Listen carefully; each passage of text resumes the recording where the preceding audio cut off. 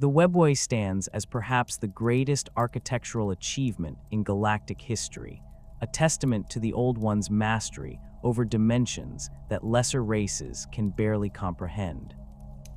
Born from necessity during the cataclysmic war in heaven, this vast network of interdimensional tunnels represents more than mere transportation infrastructure. It embodies the Old One's desperate attempt to preserve their civilization and that of their client races against the relentless advance of the Necrons and their Katan masters. During the height of the war in heaven, approximately 60 million years before the rise of humanity, the Old Ones faced an unprecedented crisis. Their ancient enemies, the Necron tier, had allied themselves with the star gods known as the Katan, transforming into the implacable Necrons. These living metal warriors possessed technology that could shatter planets and extinguish stars, forcing the Old Ones to adapt their strategies beyond conventional warfare. The galaxy had become a battlefield where entire star systems served as mere tactical positions, and traditional methods of interstellar travel proved woefully inadequate for the scale of conflict that now raged across the spiral arms. The Old Ones recognized that their survival, and that of the younger races they had nurtured, depended upon their ability to move forces and resources across vast distances with unprecedented speed and security. Conventional warp travel, while faster than light, remained vulnerable to interdiction and carried inherent risks that made it unsuitable for the coordinated defense they required. The Necrons' growing mastery over Realspace technology meant that no physical route could remain secure for long, and their ability to manipulate stellar phenomena made even the most carefully planned fleet movements predictable and vulnerable. In response to this existential threat, the Old Ones embarked upon their most ambitious project, the construction of a galaxy-spanning network that would exist outside the normal constraints of both Realspace and the warp. This network would become known as the Webway, though the Old Ones themselves used terms in their ancient tongue that conveyed concepts of the hidden paths and the labyrinth of souls. The project required not merely technological innovation, but a fundamental reimagining of how space and dimension could be manipulated and traversed. The Webway's construction represented a triumph of psychic engineering that has never been equaled. Rather than existing purely in Realspace or the warp, the Old Ones created their network in a subdimension that occupied the boundary between these two realms. This liminal space, sometimes referred to by Imperial scholars as the labyrinth dimension, possessed unique properties that made it ideal for rapid transit while maintaining relative stability and security. The subdimension existed in a state of controlled isolation, protected from the chaotic energies of the warp by barriers that the Old Ones wove from pure psychic force and exotic matter. The fundamental architecture of the Webway defies easy categorization within conventional Imperial understanding of physics and dimensional theory. Each tunnel within the network exists as a discrete passage carved through the fabric of the subdimension, its walls reinforced and stabilized through methods that combine advanced psychic manipulation with materials that exist partially outside normal spacetime. These passages vary enormously in size and configuration, from narrow conduits barely wide enough for a single individual to vast arterial routes capable of accommodating entire fleets. The largest passages, known to the Eldar as the Great Arteries, stretch for thousands of kilometers in diameter and extend across distances that would require centuries to traverse in Realspace. The structural integrity of Webway passages depends upon a complex interplay of psychic architecture and specialized construction materials. The Old Ones developed techniques for weaving psychic energy into semi-permanent structures that could maintain their coherence across geological timescales. These psychic frameworks serve as the skeleton upon which the physical components of the tunnels are built, creating a hybrid construction that exists simultaneously in multiple dimensional states. The psychic elements provide stability and resistance to warp intrusion, while the physical components offer protection against Realspace phenomena and serve as anchor points for the dimensional barriers.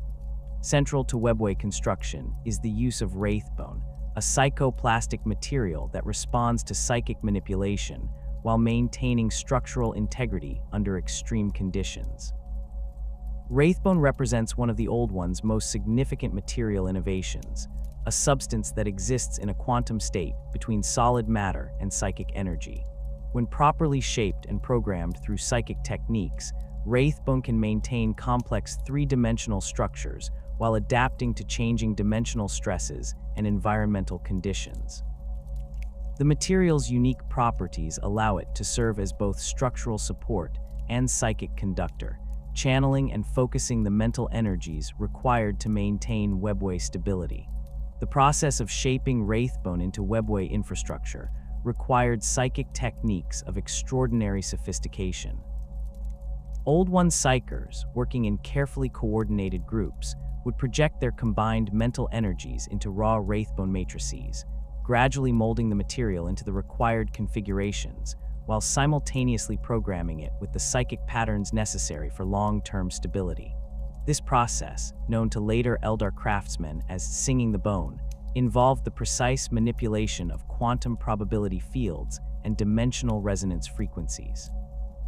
The resulting structures possessed an inherent resistance to chaos and entropy, maintaining their integrity through constant microscopic adjustments triggered by embedded psychic programming. The walls of Webway passages consist of multiple layers of Wraithbone construction, each layer serving specific functions within the overall defensive scheme. The innermost layer provides the primary structural framework and serves as the main psychic conductor, channeling stabilizing energies throughout the passage. Middle layers incorporate defensive matrices designed to detect and repel warp intrusions, while outer layers serve as ablative barriers against dimensional storms and other hazards that might threaten passage integrity. Between these layers, the Old Ones installed networks of monitoring constructs and automated repair systems that could respond to damage or degradation without requiring direct intervention. The original purpose of the Webway extended far beyond military applications, though its strategic value became paramount during the War in Heaven.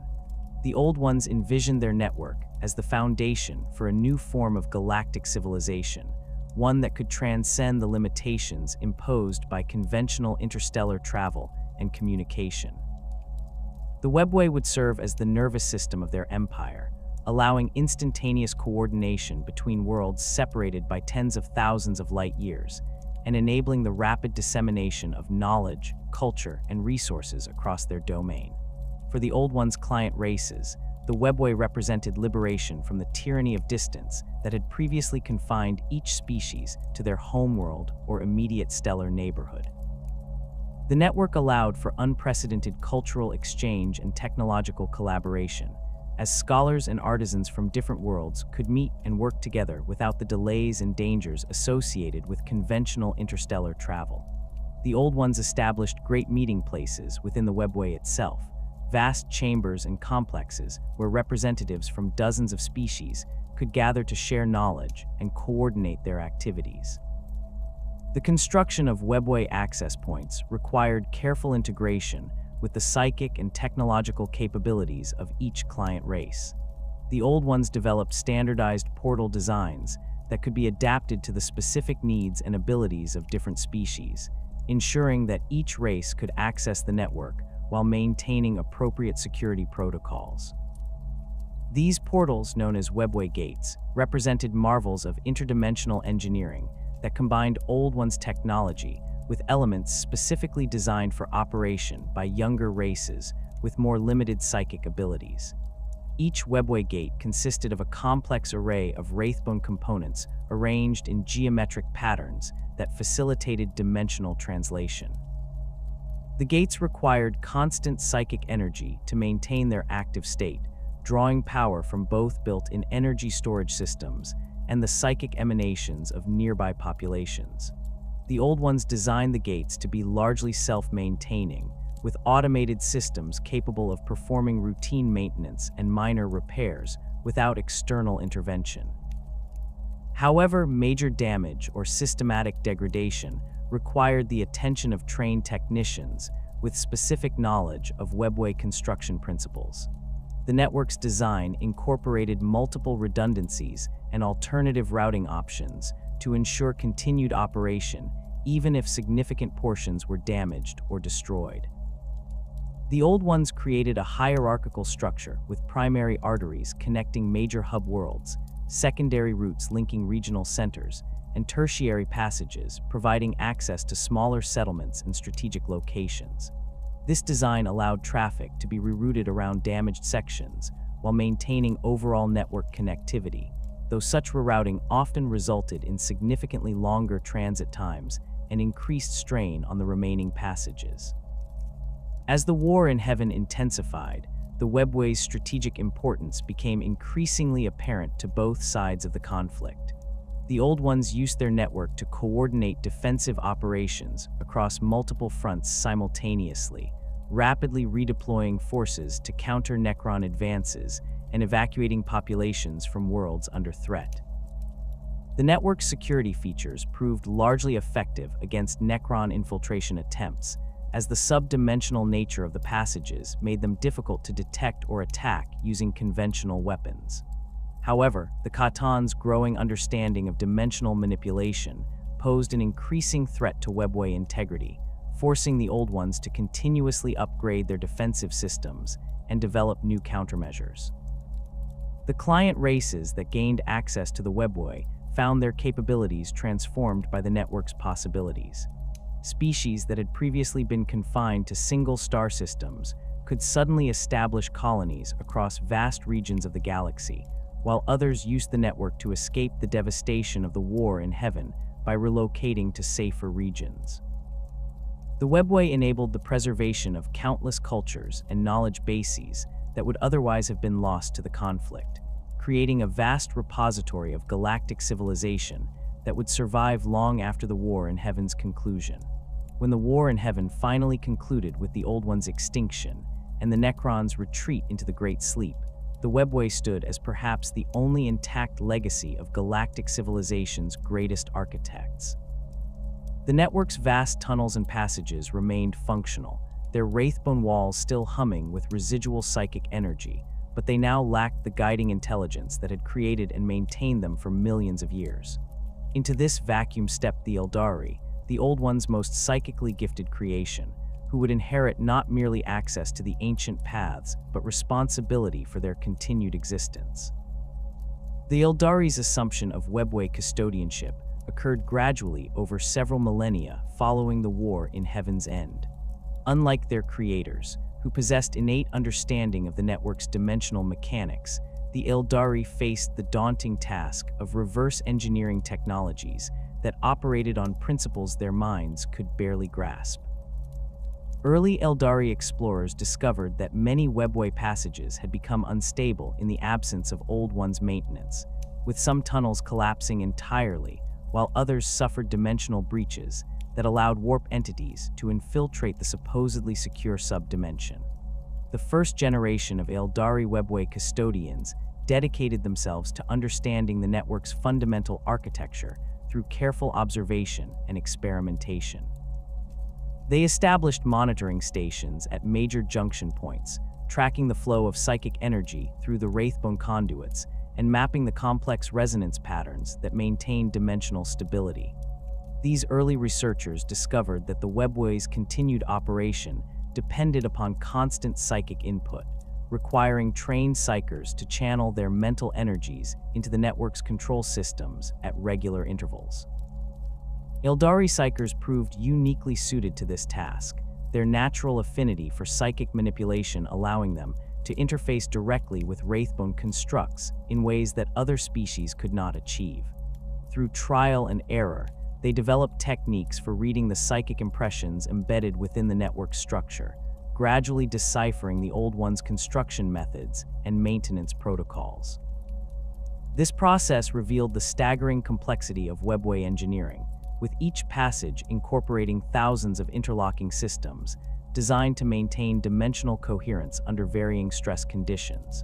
The expansion of Aeldari influence throughout the Webway proceeded systematically, with exploration teams mapping previously unknown passages, while engineering corps worked to repair damaged sections and establish new access points. The Aeldari discovered that the network extended far beyond what they had initially imagined, with some passages reaching into distant galactic regions that their species had never explored. Many of these remote sections showed signs of abandonment dating back to the War in Heaven, containing the remnants of Old One's installations and the fossilized remains of client species that had sought refuge within the network during the conflict's final phases. As Aeldari understanding of Webway technology deepened, they began developing their own innovations and improvements to the ancient systems. Rather than simply maintaining existing infrastructure, Aeldari engineers started creating new passages and expanding the network to serve their civilization's growing needs. These new constructions incorporated traditional Wraithbone techniques with distinctively Aeldari design elements, resulting in passages that maintain the dimensional stability of Old One's architecture, while reflecting the aesthetic sensibilities of their new custodians. The integration of Craftworld technology with Webway systems represented one of the Aeldari's most significant technological achievements during this period. The massive world ships that would later become refuges for the surviving Aeldari required specialized docking facilities that could accommodate their enormous size while providing secure access to the Webway network. Aeldari engineers developed expanded portal designs that could generate apertures large enough for Craftworld passage, though such operations required enormous amounts of psychic energy and careful coordination between the world ship's crew and Webway maintenance teams. These Craftworld-compatible portals incorporated sophisticated dimensional anchoring systems that prevented the massive vessels from destabilizing nearby Webway passages through gravitational interference. The portals featured multiple concentric rings of Wraithbone construction, each ring calibrated to handle specific aspects of the dimensional translation process. The outermost rings established initial contact with the Craftworld's hull and began the process of dimensional phase shifting, while inner rings completed the translation and guided the vessel into the appropriate Webway passage. The construction of permanent Webway access points became a cornerstone of Aeldari expansion strategy, allowing their civilization to establish secure transportation links between distant worlds without relying on potentially dangerous warp travel.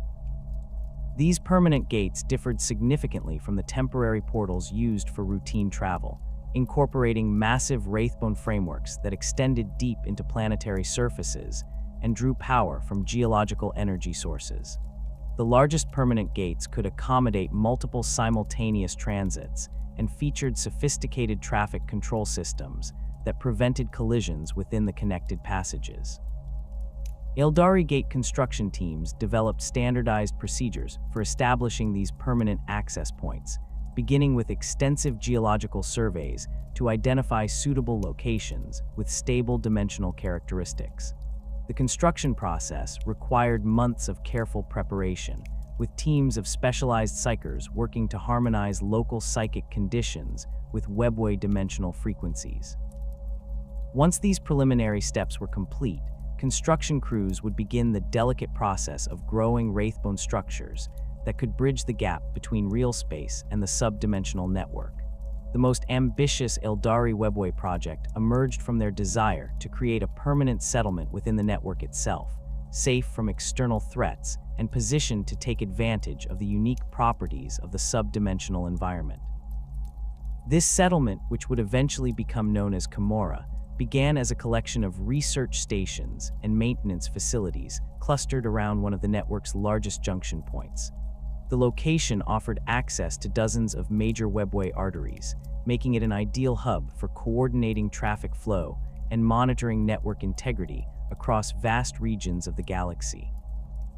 The early development of what would become Camorra proceeded slowly, with Aeldari engineers carefully expanding the available space by hollowing out sections of the subdimension itself. This process required techniques that pushed the boundaries of Aeldari understanding, involving the manipulation of dimensional geometry to create stable pockets of expanded space within the Webway structure.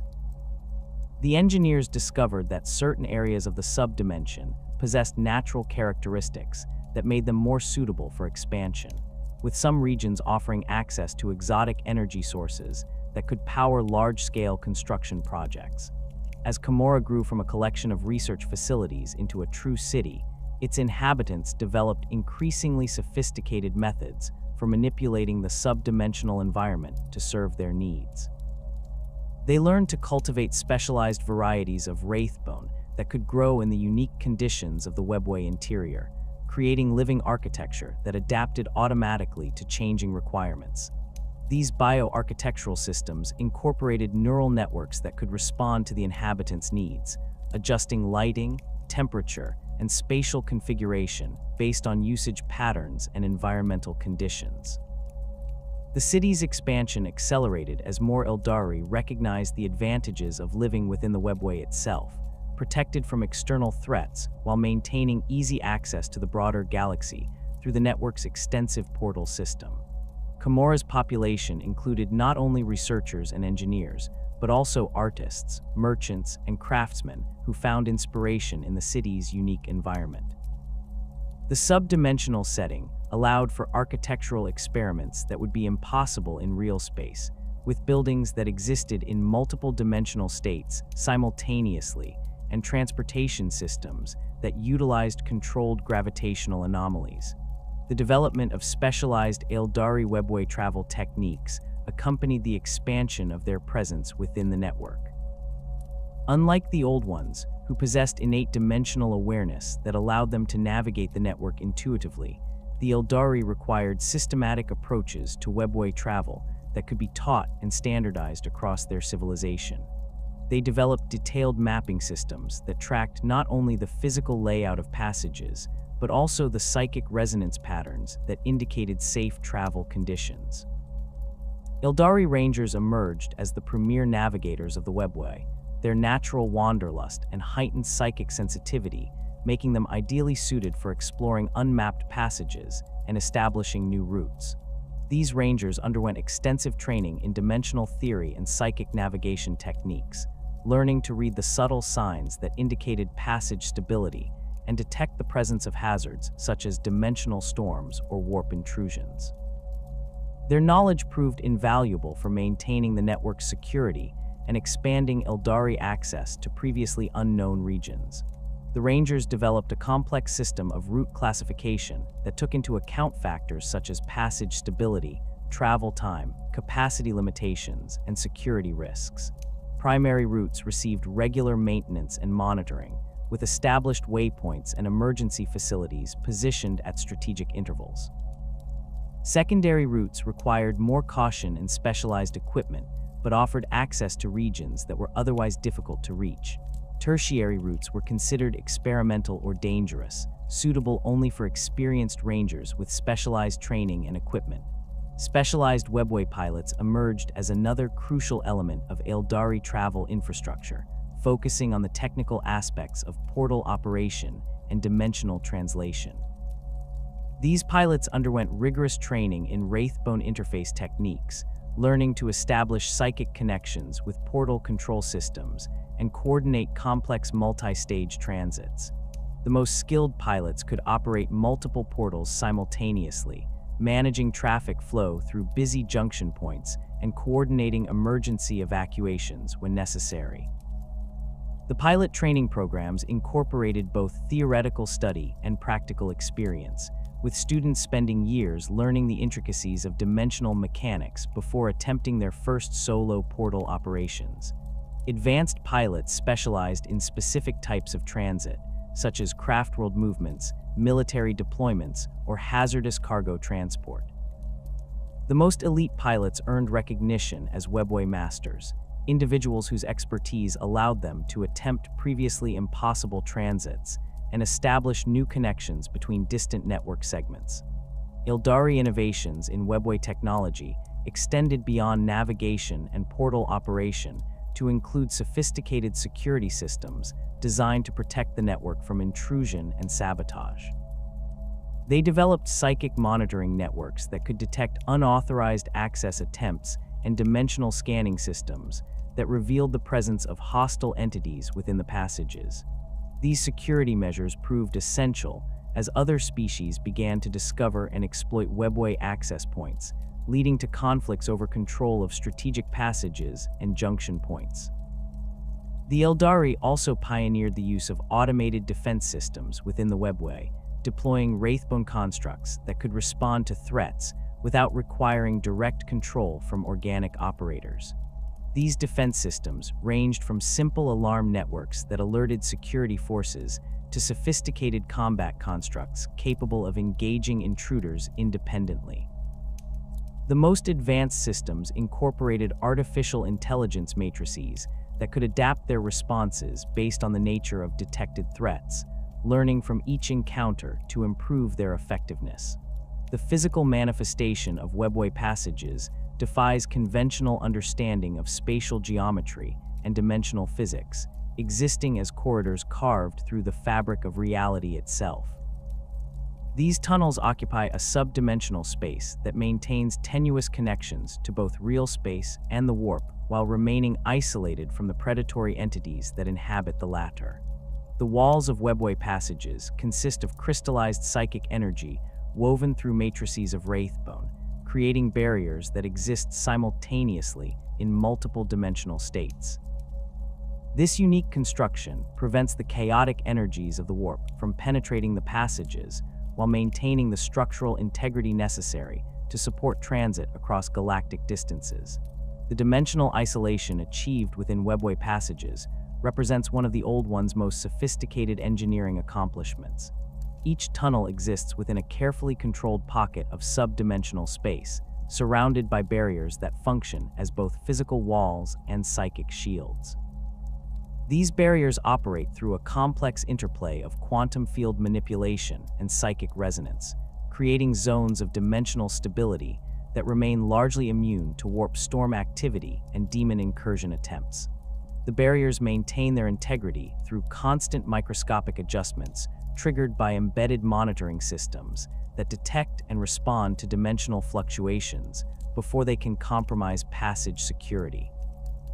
The effectiveness of Webway isolation stems from the fundamental properties of the subdimensional space itself, which exists at a specific vibrational frequency that makes it largely invisible to warp predators. Demons and other warp entities perceive the Webway passages as voids or shadows rather than accessible spaces, their chaotic nature preventing them from achieving the precise dimensional alignment necessary to breach the barriers.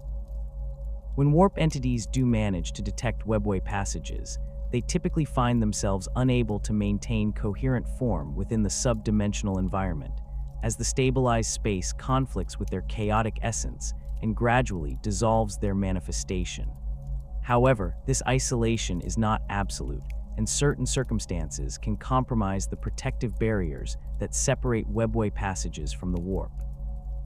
Massive psychic disturbances, such as those generated by demon princes or greater demons, can create resonance effects that weaken barrier integrity over limited areas.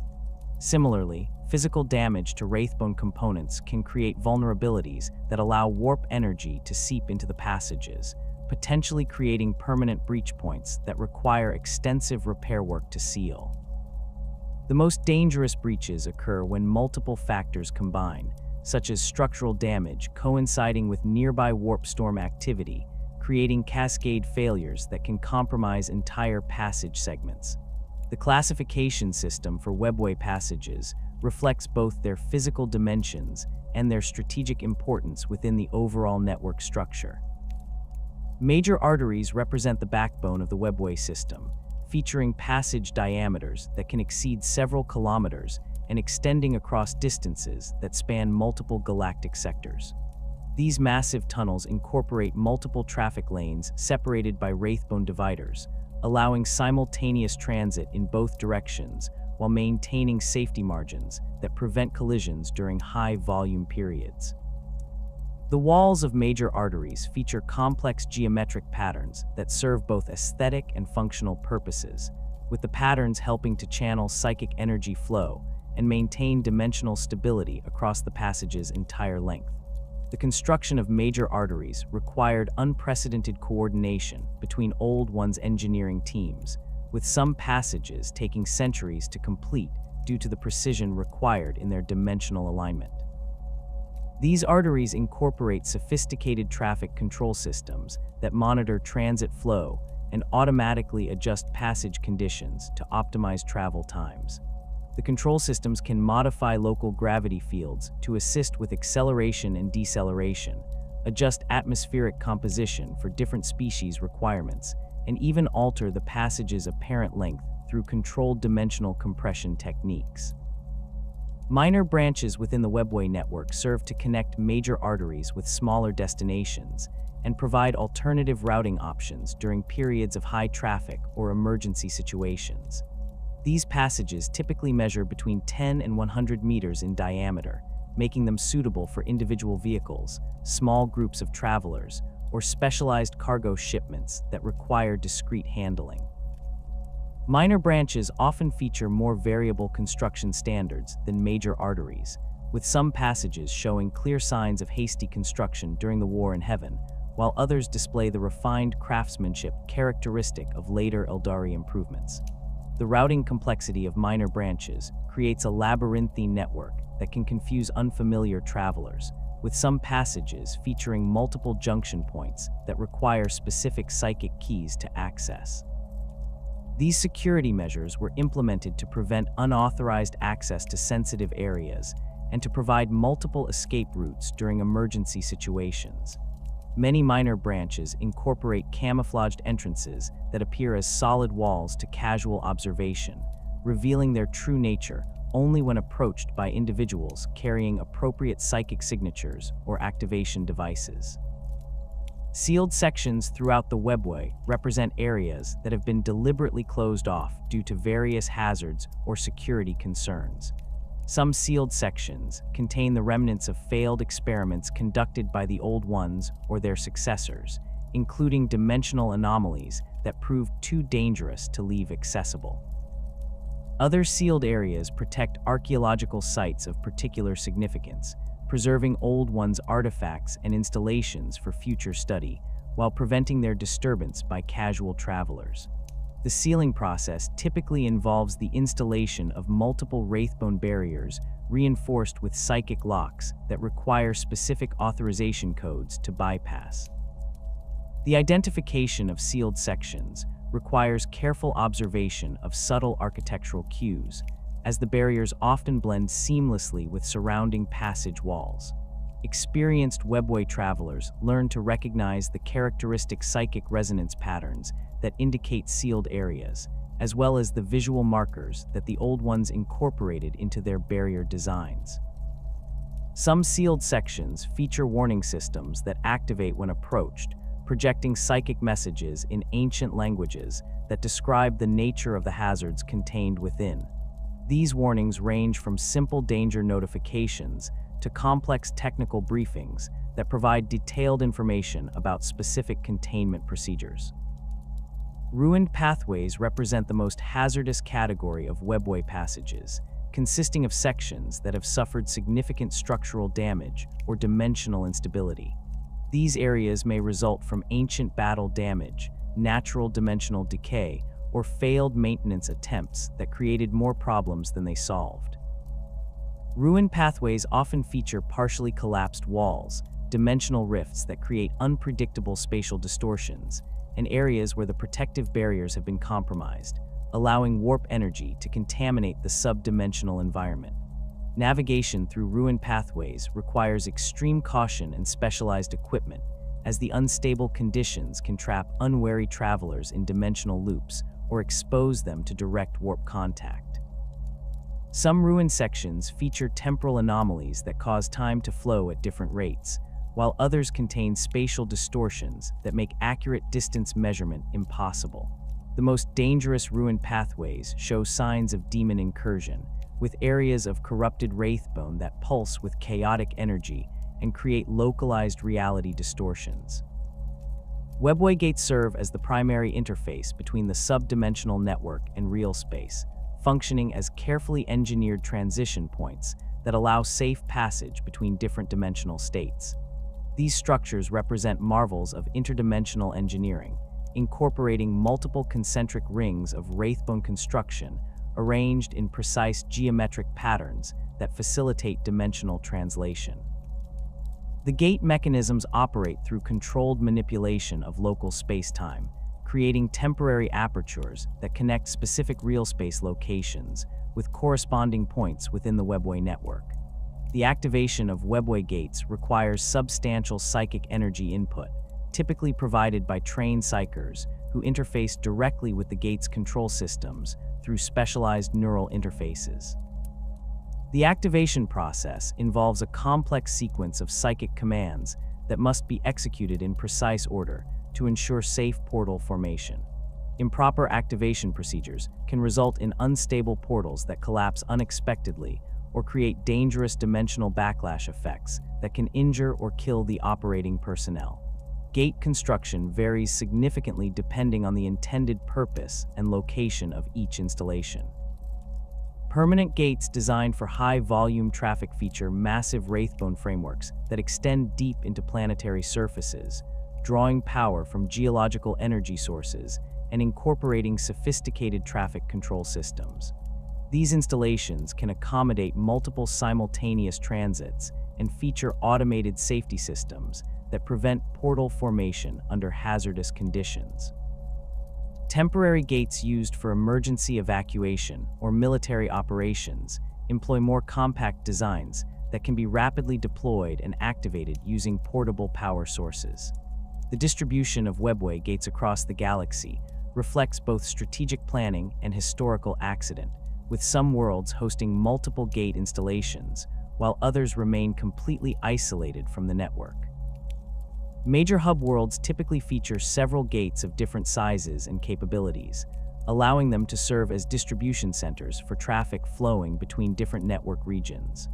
These hub installations often incorporate sophisticated routing systems that can automatically direct incoming traffic to appropriate destinations based on cargo type, passenger requirements, and current network conditions. Hidden entrances to the Webway represent some of the most ingenious examples of Old One's engineering, designed to provide discrete access points that remain undetectable to casual observation. These concealed gates often masquerade as natural geological formations, ancient ruins, or artistic installations, revealing their true nature only when approached with appropriate activation keys or psychic signatures. The camouflage systems employed by hidden entrances incorporate both physical disguise elements and psychic misdirection fields that encourage observers to overlook or dismiss the installations as unimportant. The locations chosen for hidden entrances reflect careful consideration of both strategic value and concealment requirements. Many hidden gates occupy positions within ancient forests, mountain caves, or underwater installations where they can remain undisturbed for extended periods. Others hide in plain sight within populated areas, disguised as architectural elements or public monuments that draw no particular attention from local inhabitants. The most sophisticated hidden entrances incorporate adaptive camouflage systems that automatically adjust their appearance based on changes in the surrounding environment. The maintenance systems that preserve Webway functionality across millions of years represent perhaps the most remarkable aspect of the network's design, incorporating both automated repair mechanisms and self-diagnostic systems that can identify and address problems without external intervention. These maintenance systems operate at multiple levels, from microscopic repair nanites that continuously monitor wraithbone integrity to large-scale reconstruction systems capable of rebuilding entire passage sections. The systems draw power from the same psychic energy flows that maintain dimensional stability, creating a self-sustaining maintenance cycle that can continue indefinitely under normal conditions. Automated repair mechanisms within the Webway employ sophisticated artificial intelligence systems that can analyze damage patterns and determine appropriate repair strategies. These systems maintain extensive databases of construction techniques and material specifications, allowing them to recreate original Old One's designs with remarkable precision. When standard repair procedures prove insufficient, the systems can adapt their approaches and develop novel solutions to address unique problems, gradually expanding their knowledge base through accumulated experience. The self-repairing capabilities of Webway passages extend beyond simple maintenance to include active adaptation to changing conditions and requirements. The wraithbone components of passage walls can gradually reshape themselves to accommodate increased traffic flow or modify their dimensional characteristics to improve stability. These adaptations occur slowly over extended periods, with the systems carefully monitoring the effects of each change to ensure that modifications do not compromise overall network integrity. Some ancient Webway sections feature maintenance systems that have evolved far beyond their original programming, developing quasi-sentient characteristics that allow them to make complex decisions about network management and security. These evolved systems demonstrate remarkable creativity in their problem-solving approaches, sometimes implementing solutions that surprise even experienced Webway engineers with their elegance and effectiveness. However, the autonomous nature of these systems also creates potential security risks, as their decision-making processes may not always align with the intentions of current network users. The transformation of Camorra from a utilitarian Aeldari research hub into the sprawling nightmare realm of the Drukhari represents one of the most dramatic metamorphoses in galactic history. What began as a collection of maintenance stations and dimensional laboratories clustered around a major Webway junction evolved over millennia into a city of impossible scale and malevolent purpose, its growth fueled by the darkening hearts of its inhabitants and their increasing addiction to the psychic emanations of suffering souls. The corruption of Camorra did not occur overnight, but rather through a gradual process that paralleled the moral decay of Eldari civilization during the final millennia before the fall. As the Eldari Empire reached the zenith of its power and influence, the inhabitants of the great Webway city found themselves increasingly isolated from the restraints and responsibilities that governed their kin in Realspace. Protected by the dimensional barriers of the subdimensional realm and possessing access to resources from across the galaxy through the Webway's extensive portal network, Camorra's population began to indulge in ever more extreme pursuits of pleasure and sensation. The city's unique position within the Webway network provided its inhabitants with unprecedented opportunities for exploitation and predation. Unlike their cousins who remained bound to specific worlds or craft worlds, the Camorrites could strike anywhere in the galaxy with minimal warning, emerging from hidden Webway portals to conduct raids before vanishing back into the subdimensional labyrinth. This tactical advantage allowed them to prey upon less advanced civilizations with impunity, gathering slaves, resources, and exotic materials to fuel their increasingly decadent lifestyle. The architectural evolution of Camorra during this period reflected the changing nature of its inhabitants, with the original functional structures giving way to increasingly elaborate and sinister constructions. The Camorrites developed new techniques for manipulating the subdimensional environment, learning to twist space itself into configurations that would be impossible in Realspace. Towers grew downward into dimensional pockets that existed below the city's apparent foundation, while districts expanded outward into artificially created subdimensions that allowed the city to occupy far more space than its external boundaries would suggest. The most significant transformation occurred when the Camorrites discovered methods for anchoring portions of their city across multiple dimensional planes simultaneously. This breakthrough allowed them to create districts that existed in several different subdimensional layers at once, with buildings and passages that could shift between dimensional states based on the needs or whims of their occupants. These multi-dimensional districts became increasingly complex over time, with some areas featuring dozens of overlapping dimensional layers that created maze-like environments where the laws of physics operated according to the inhabitants' desires rather than natural principles. The dimensional complexity of modern Camorra defies comprehension by minds accustomed to three-dimensional space, with the city existing as a constantly shifting amalgamation of interconnected subdimensional pockets. Each major district occupies its own dimensional layer while maintaining connections to adjacent areas through carefully controlled transition zones. The High Camorra, where the most powerful cabals maintain their strongholds, exists in a state of dimensional flux that allows the architecture to reconfigure itself based on political necessities and aesthetic preferences. Lower levels of the city descend through increasingly unstable dimensional layers, with the deepest areas existing in states of near constant dimensional storm activity that would prove fatal to unprotected visitors. The navigation challenges posed by Comora's multi-dimensional structure require specialized knowledge and equipment that the Drukhari guard jealously. The city's layout changes constantly as districts shift between dimensional layers, and new areas are carved out of the subdimensional substrate. Street patterns that existed yesterday may be completely reconfigured today, with familiar landmarks relocated to entirely different dimensional planes. Only the most experienced Comorate navigators can reliably traverse the city's full extent, and even they must constantly update their knowledge as the urban landscape continues its relentless evolution. The emergence of the Cabal system as Comora's dominant political structure occurred gradually as the city's population organized itself around the most successful raiding leaders and their followers.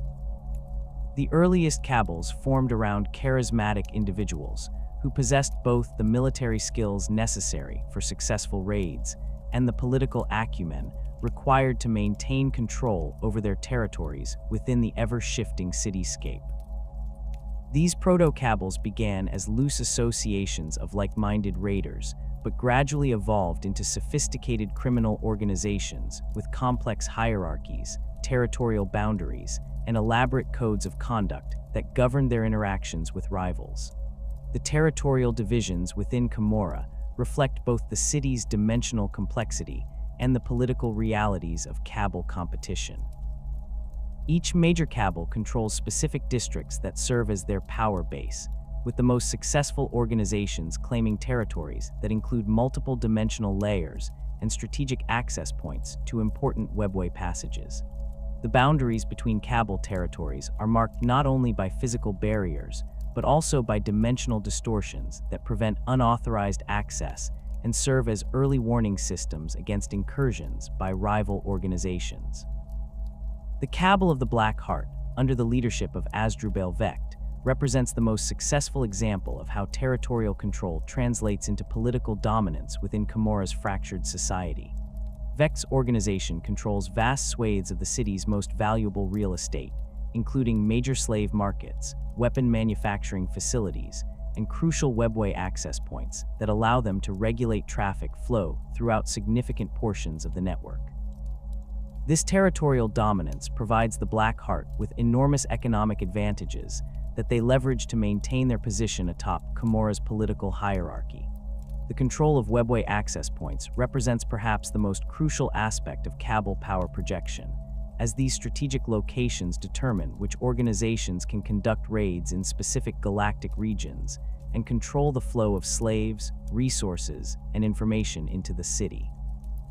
The most powerful Cabals maintain exclusive access to networks of hidden portals that allow them to strike targets across the galaxy while preventing their rivals from accessing the same hunting grounds. These portal networks are closely guarded secrets, with the locations and activation codes known only to the highest-ranking members of each organization. The establishment of new Webway access points requires enormous resources and technical expertise that only the largest Cabals can afford to maintain. The process involves identifying suitable locations in Realspace that meet specific dimensional criteria, then conducting extensive surveys to ensure that portal construction will not destabilize existing Webway passages. The actual construction requires teams of specialized technicians working under the direction of homunculi who possess the necessary knowledge of dimensional manipulation techniques. The entire process can take decades to complete and requires constant maintenance to ensure continued functionality. The slave trade networks that extend throughout the galaxy via Comora's Webway connections represent the economic foundation upon which Drukhari society depends. These networks operate through a complex web of hidden portals, temporary gates, and mobile portal generators that allow raiding parties to strike targets across vast distances while maintaining secure supply lines back to the city. The most successful slave trading operations employ multiple redundant routes that can be activated if primary passages are discovered or compromised by Imperial forces or other enemies. The organization of slave trade operations requires careful coordination between multiple Cabal departments, each responsible for different aspects of the overall process. Reconnaissance teams identify potential targets and assess their defensive capabilities, while tactical planning specialists develop raid strategies that maximize slave capture while minimizing casualties among the raiding forces.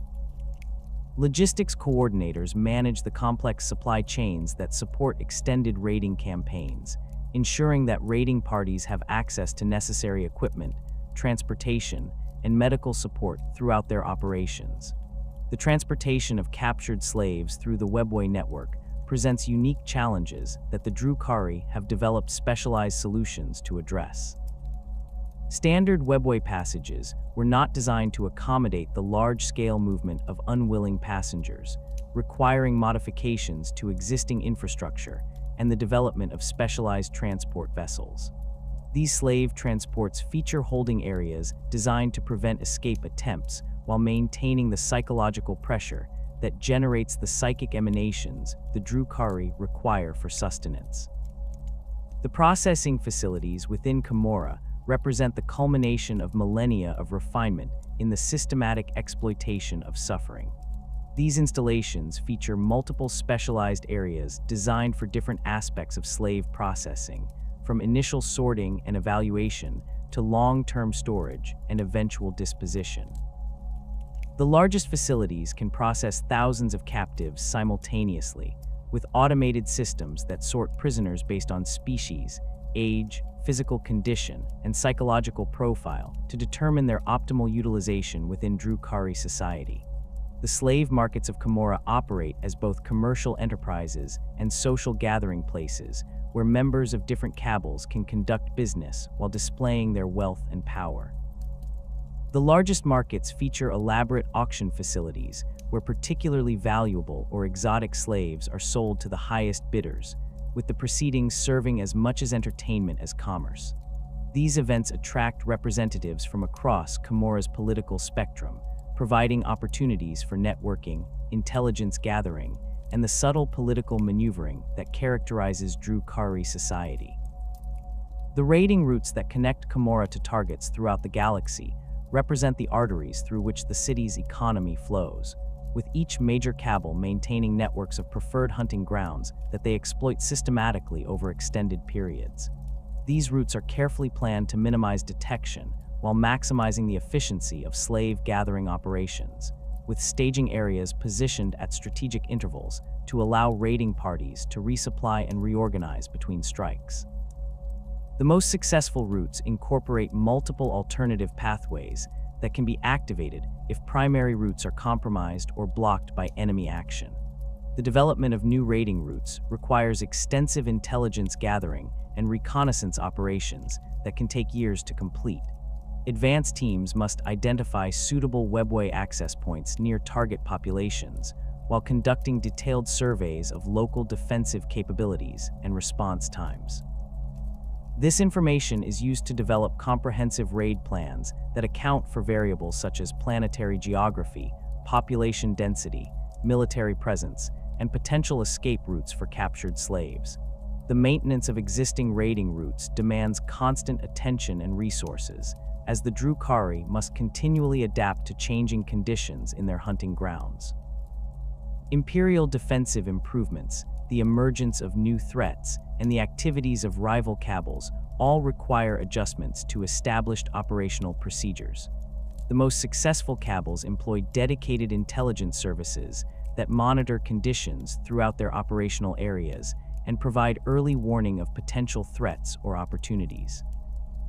The Great Crusade's expansion across the galaxy during the late 30th and early 31st millennia brought Imperial forces into contact with technologies and phenomena that challenged their understanding of reality itself.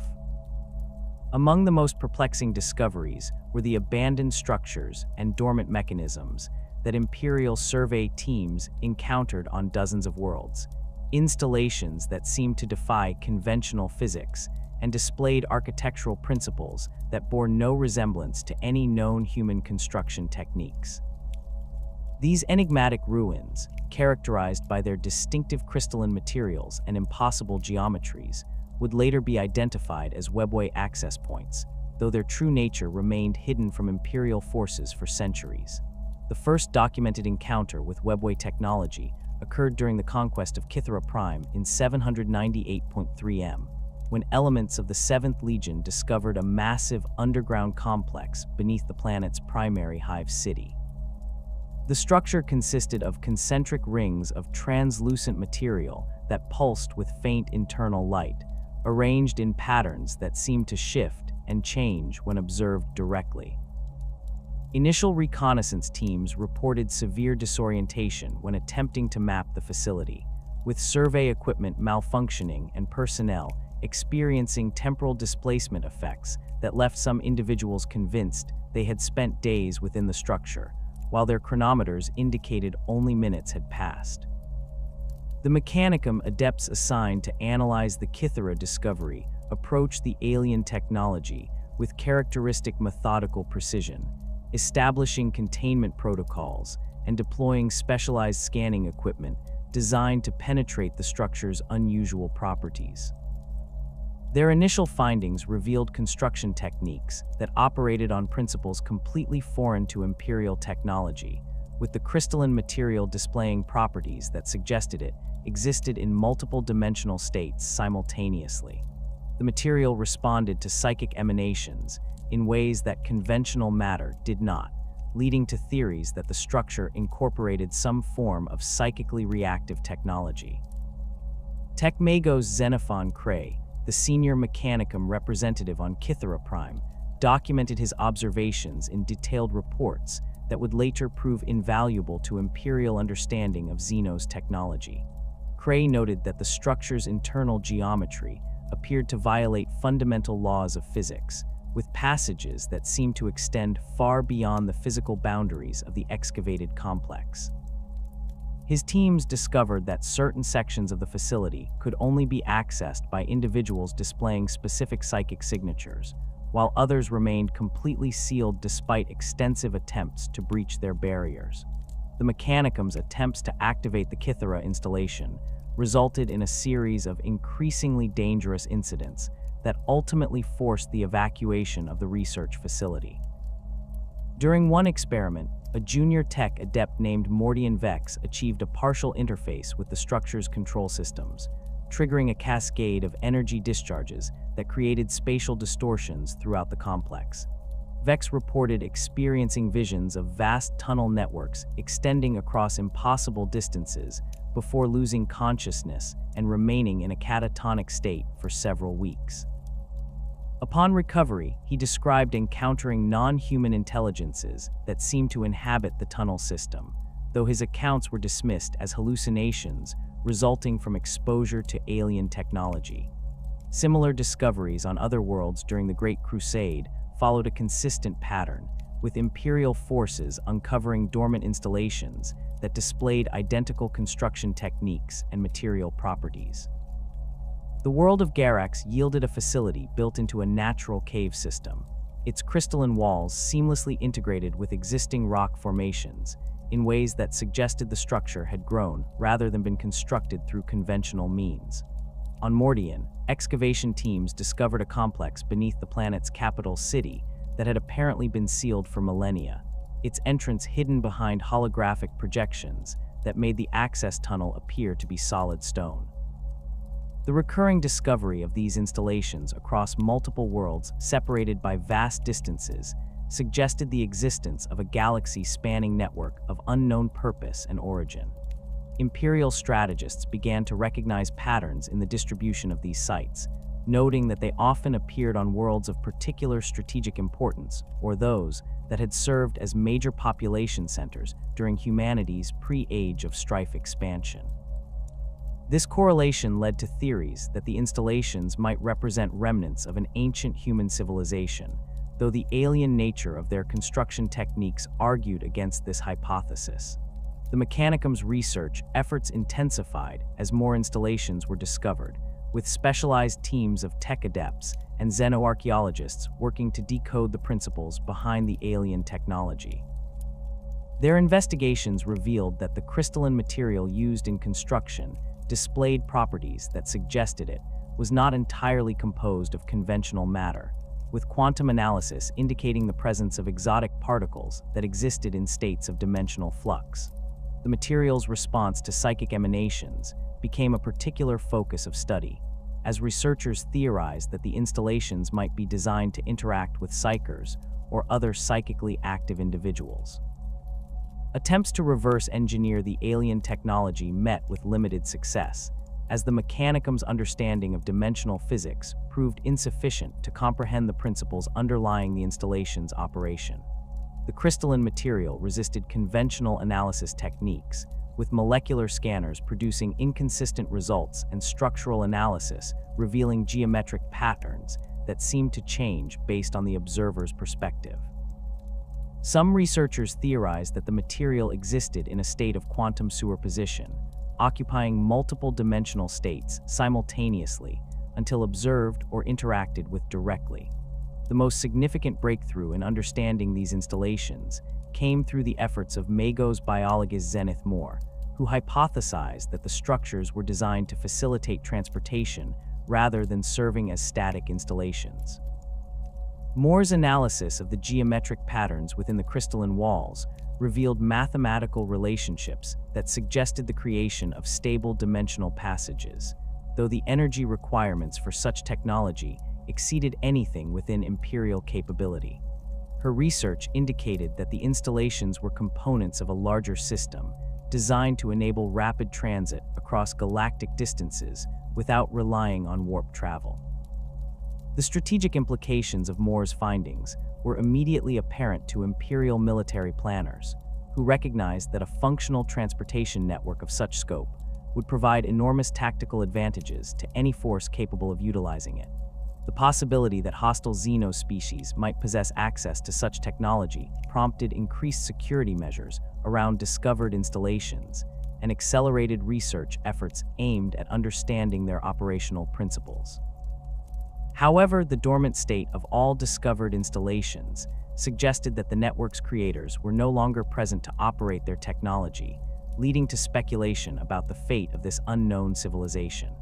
The Emperor's personal interest in these discoveries became apparent when he began requesting detailed reports on all Webway-related findings, though his specific knowledge of the installation's true nature remained hidden from even his closest advisors.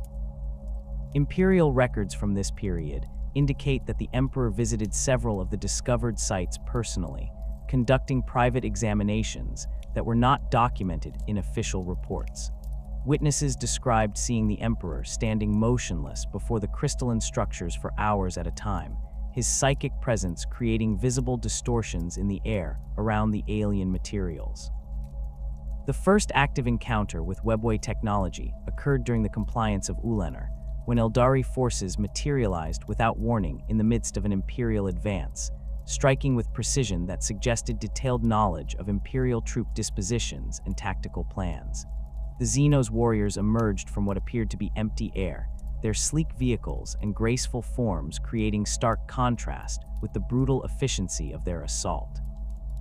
Imperial forces found themselves facing enemies who could appear and disappear at will, striking key targets before vanishing back into dimensional rifts that closed behind them with barely a whisper. The tactical advantages displayed by the Eldari during these encounters demonstrated capabilities that exceeded anything in the Imperial arsenal, with Xenos forces able to coordinate attacks across multiple fronts simultaneously while maintaining perfect communication and supply lines. Imperial commanders struggled to develop effective countermeasures against enemies who could bypass defensive positions entirely, appearing behind fortified lines to strike at command posts and supply depots before disappearing when Imperial reinforcements arrived. The Eldari's ability to choose the time and place of every engagement gave them decisive advantages that traditional Imperial tactics could not overcome. Captain Thane Corvanis of the Imperial Fists documented one of the most detailed accounts of Eldari Webway tactics during the siege of Fortress Kala on Ulenar. Corvanis observed Aeldari forces emerging from what he described as tiers in reality itself, with warriors and vehicles materializing from dimensional portals that appeared as shimmering distortions in the air. The Xenos forces struck with surgical precision, targeting specific defensive positions while avoiding areas where Imperial forces were prepared for assault. When Imperial counterattacks were launched, the Aeldari simply withdrew through their portals, leaving no trace of their presence except the destruction they had caused. The psychological impact of these encounters on Imperial forces proved as significant as their tactical implications, with many soldiers reporting feelings of helplessness when facing enemies who could strike from any direction without warning. Traditional defensive strategies became meaningless when the enemy could bypass fortifications entirely, while offensive operations proved futile against foes who could withdraw from any engagement at will. The Aeldari's apparent mastery over space and time created an aura of supernatural dread that affected even veteran space marines, leading to reports of decreased morale and combat effectiveness in units that had faced Xenos portal attacks. Imperial attempts to predict and counter Aeldari portal tactics met with limited success, as the Xenos forces displayed remarkable adaptability in their operational methods. Intelligence analysts noted that Aeldari forces never used the same portal locations twice, suggesting either an extensive network of access points or the ability to create new portals at will. Efforts to establish surveillance networks around suspected portal sites proved ineffective, as the Aeldari seemed capable of detecting Imperial monitoring equipment and adjusting their operations accordingly. The Battle of Cathurian Fields provided Imperial forces with their first opportunity to observe large-scale Aeldari portal operations, as Xenos forces deployed entire armies through dimensional gateways that appeared across the battlefield simultaneously. The engagement began when Aeldari forces materialized at dozens of locations across a front that stretched for hundreds of kilometers, with each portal disgorging vehicles and warriors in perfect coordination, with attacks occurring at distant locations. Imperial forces found themselves fighting multiple separate battles that were somehow coordinated as a single engagement, with Aeldari commanders able to shift resources between fronts instantaneously based on tactical requirements. The scale of the portal operations at Cathurian Fields suggested that the Aeldari possessed transportation capabilities that dwarfed anything within Imperial understanding, with the Xenos forces demonstrating the ability to move entire armies across galactic distances in moments. Imperial observers noted that the Aeldari portals varied significantly in size and configuration, from small apertures that allowed individual warriors to pass through to massive gateways capable of accommodating heavy vehicles and artillery pieces. The largest portals remained active for extended periods, allowing continuous reinforcement of Aeldari positions, while smaller portals flickered in and out of existence as needed for tactical maneuvering. The technological analysis of Aeldari portal operations proved challenging for Imperial forces, as the Xenos technology left few traces that could be studied after the portals closed. Mechanicum adepts deployed specialized scanning equipment during several engagements, attempting to record data about the dimensional distortions created by Aeldari portals. Their findings indicated that the portals operated through manipulation of space-time itself, creating stable wormholes that connected distant locations through principles that exceeded Imperial understanding of physics. The strategic implications of Aeldari portal technology became increasingly apparent as Imperial forces encountered similar tactics across multiple theaters of the Great Crusade. Reports from distant sectors described identical operational patterns, with Aeldari forces demonstrating the same ability to appear and disappear at will regardless of their location within the galaxy. This consistency suggested that the Xenos possessed a transportation network of unprecedented scope, allowing them to coordinate operations across vast distances and respond to threats anywhere within their sphere of influence.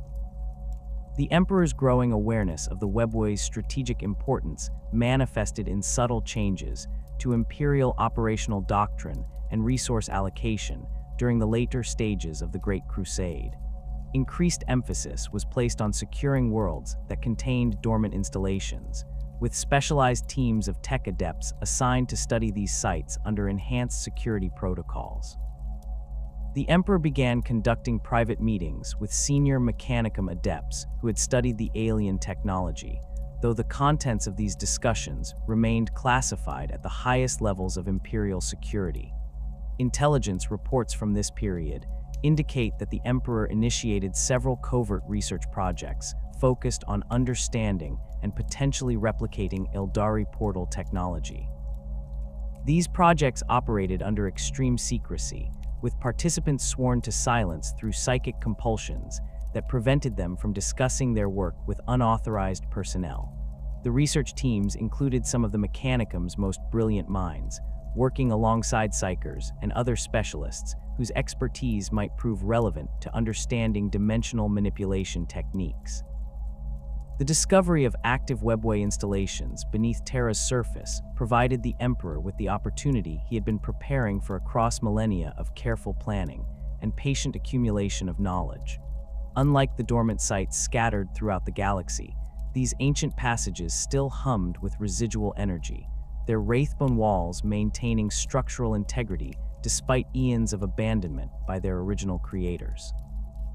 The Emperor's psychic senses could perceive the vast network extending beyond Terra's boundaries, a galaxy-spanning transportation system that offered humanity the possibility of transcending the limitations and dangers inherent in warp travel. The Emperor's understanding of Webway technology far exceeded that of his most knowledgeable subordinates, accumulated through direct observation of Old One's construction techniques during humanity's earliest days and enhanced by millennia of careful study and experimentation. His psychic abilities allowed him to perceive the dimensional mechanics underlying Webway operation in ways that even the most advanced Mechanicum adepts could not achieve, revealing the intricate interplay of psychic energy and exotic matter that maintained passage stability across impossible distances. This knowledge formed the foundation for his most ambitious project, the creation of humanity's own entrance into the ancient network. The construction site chosen for humanity's Webway gate lay deep beneath the Imperial Palace, in chambers that had been excavated and prepared over centuries of careful planning. The location offered several crucial advantages, including proximity to Terra's most powerful psychic resonance points and access to the planet's existing Webway infrastructure through connections that had remained hidden since the dark age of technology. The excavation itself required techniques that pushed the boundaries of Imperial engineering capability, with specialized equipment designed to work within the unique dimensional conditions that surrounded active Webway passages. The scale of the Emperor's Webway project dwarfed any previous Imperial construction undertaking, requiring resources and expertise drawn from across the growing Imperium. The primary excavation chambers extended for kilometers beneath the Imperial Palace, their walls lined with adamantium reinforcement structures designed to contain the enormous energies that would be required for gate operation.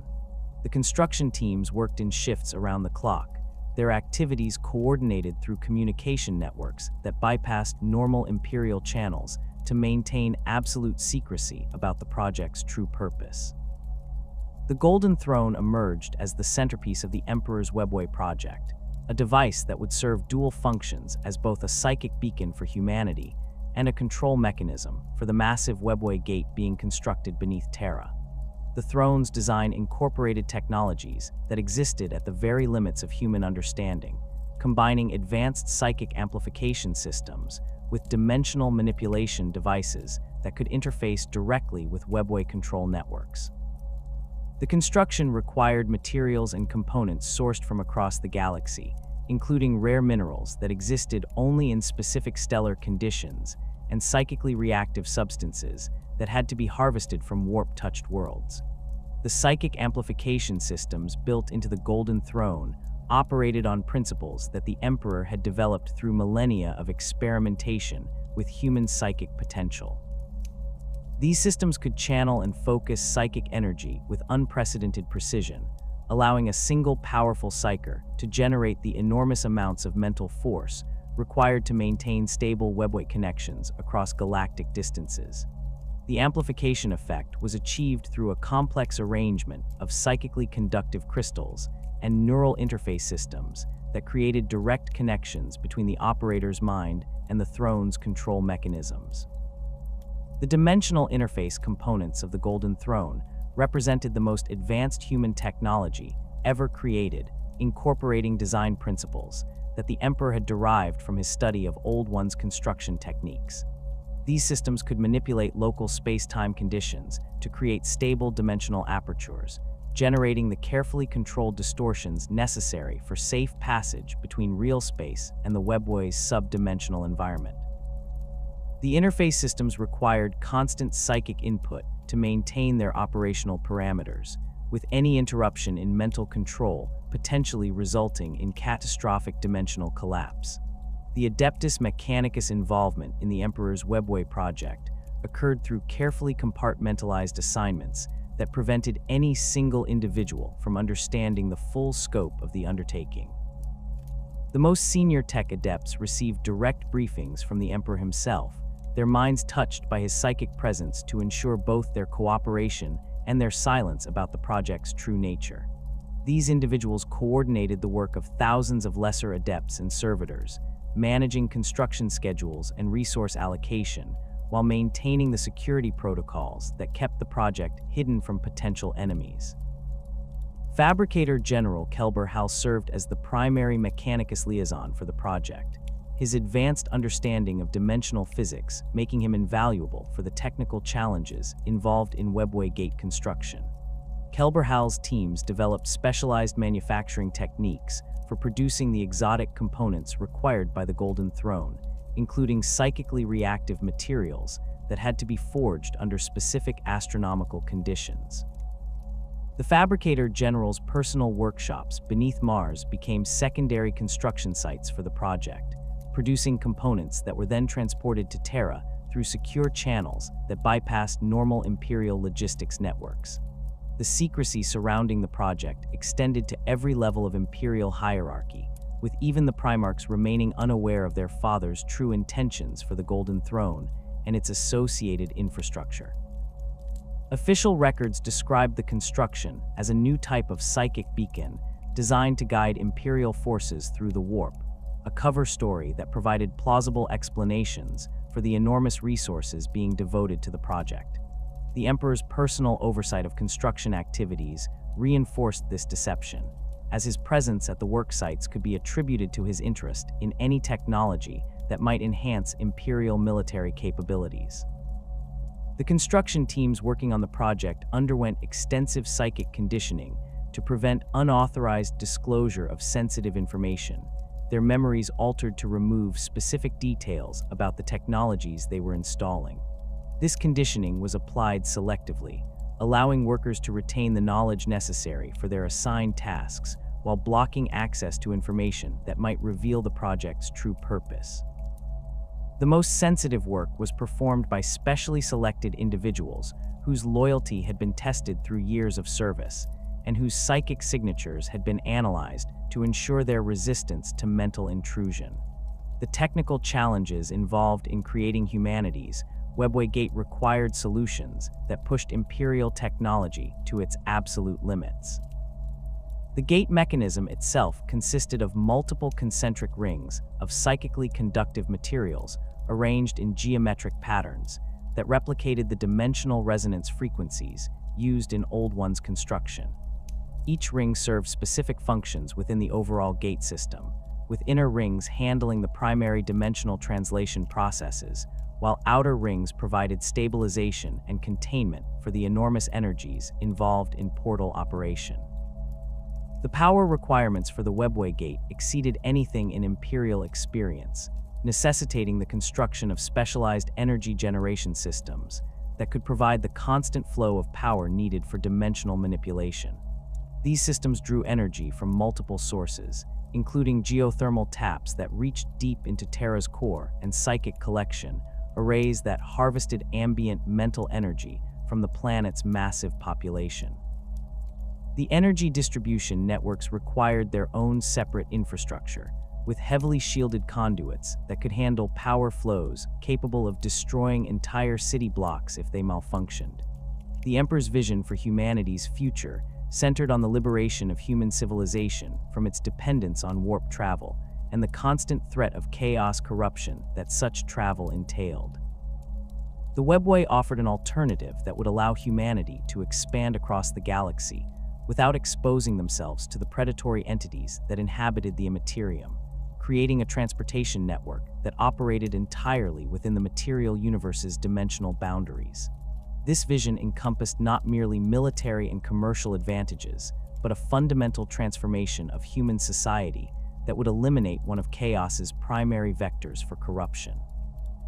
The strategic implications of Webway access extended far beyond simple transportation benefits, offering humanity the possibility of coordinating activities across galactic distances with unprecedented speed and security. Imperial forces equipped with Webway access could respond to threats anywhere within the network's reach within hours rather than the months or years required for conventional warp travel. This capability would allow the Imperium to maintain effective control over its vast territories while eliminating the communication delays that had historically limited Imperial coordination and response capabilities. The Emperor's understanding of chaos corruption patterns had revealed the critical role that warp travel played in exposing human populations to demonic influence and psychic contamination. Every journey through the Immaterium created opportunities for chaos entities to establish footholds within Imperial territory, with navigator houses and astropath networks serving as particularly vulnerable points of entry. The Webway would eliminate these vulnerabilities by providing transportation that remained entirely within the material universe, cutting off one of Chaos's primary methods for infiltrating human civilization. The long-term implications of the Emperor's Webway project encompassed the eventual evolution of humanity into a species capable of existing independently of warp-based technologies. The Emperor envisioned human colonies established throughout the Webway network itself, protected populations that could serve as seed stocks for humanity's continued expansion while remaining immune to chaos corruption.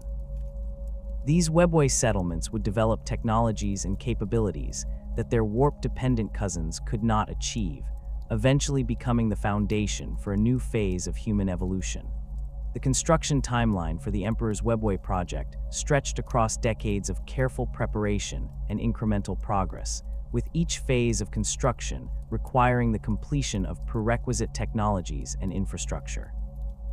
The initial excavation and foundation work consumed years of effort, followed by the installation of basic dimensional stabilization systems that would allow more advanced construction to proceed safely.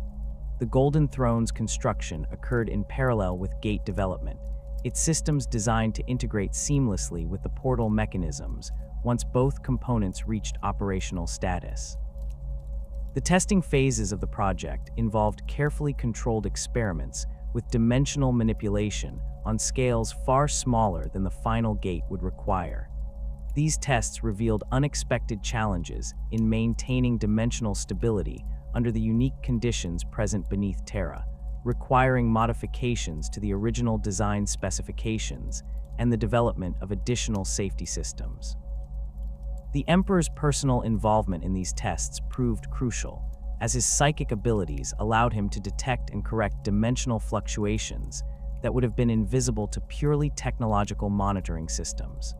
The integration of human technology with Webway principles required innovations that bridged the gap between Imperial engineering capabilities and the advanced techniques used by the network's original creators.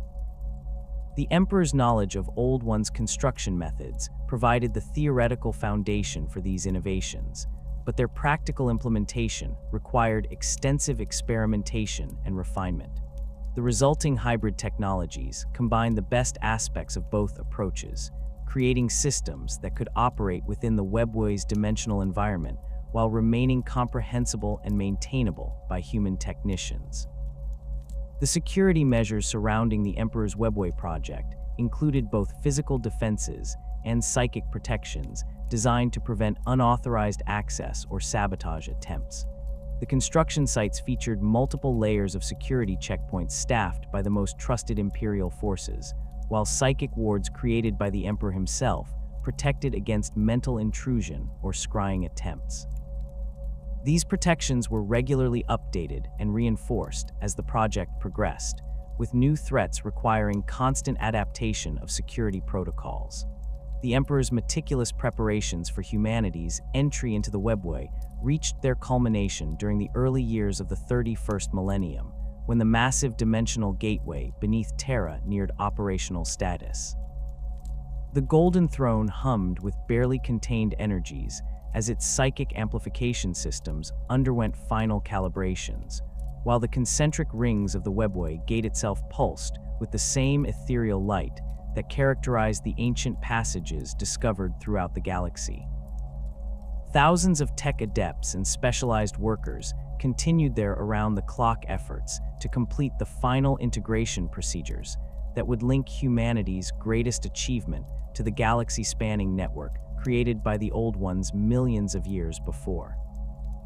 The Emperor's presence within the construction chambers had become a constant fixture during these crucial final phases, his towering form moving between monitoring stations and control interfaces as he personally oversaw every aspect of the project's completion.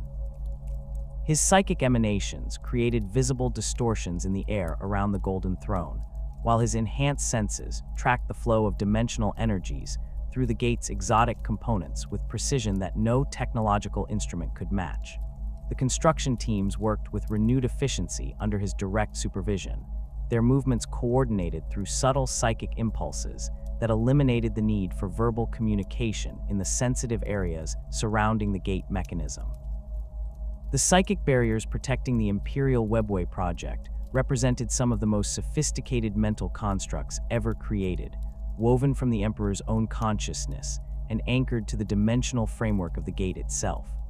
These barriers operated on multiple levels simultaneously, creating both physical impediments to unauthorized access and psychic shields that prevented detection by hostile entities within the warp.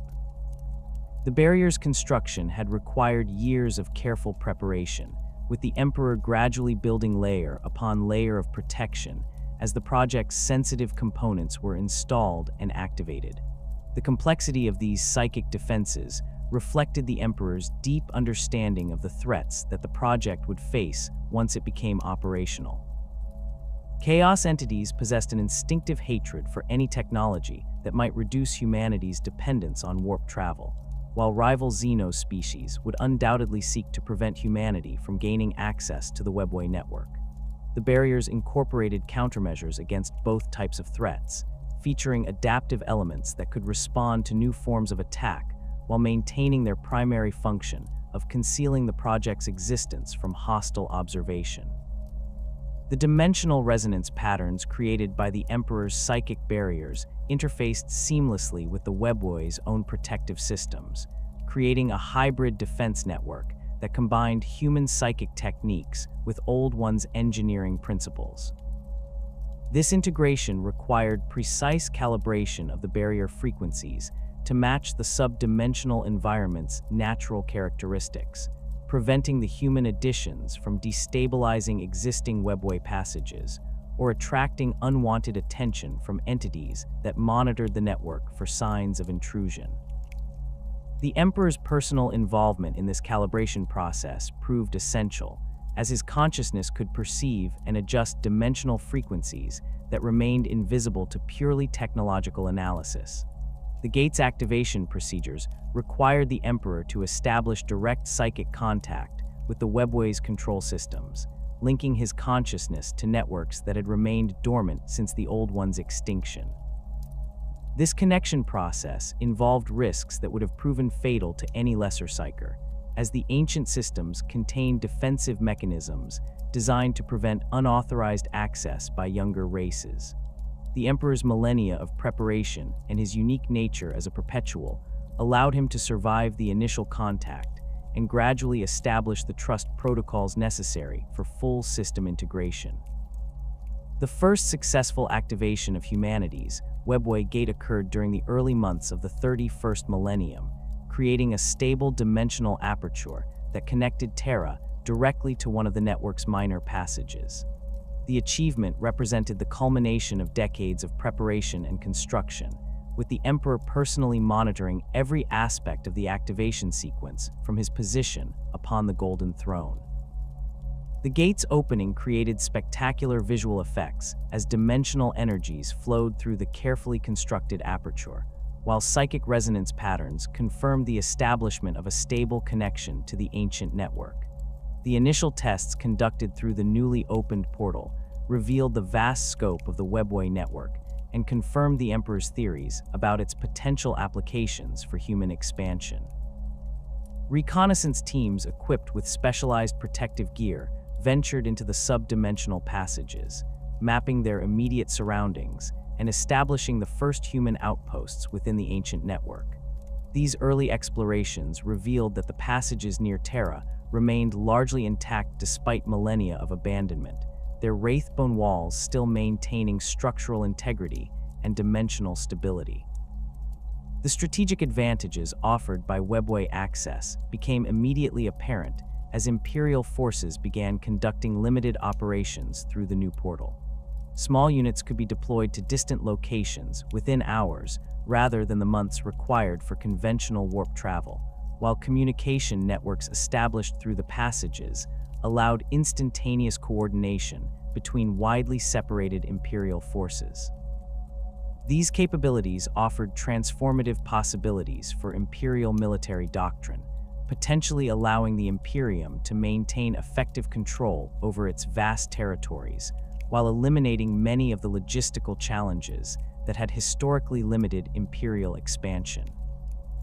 The Emperor's vision for the project's expansion encompassed the gradual construction of additional gates on key Imperial worlds, creating a human-controlled network that would eventually span significant portions of the galaxy. Each new gate would require massive resource investments and years of construction time, but the strategic benefits would justify these costs by providing the Imperium with transportation capabilities that no other faction could match.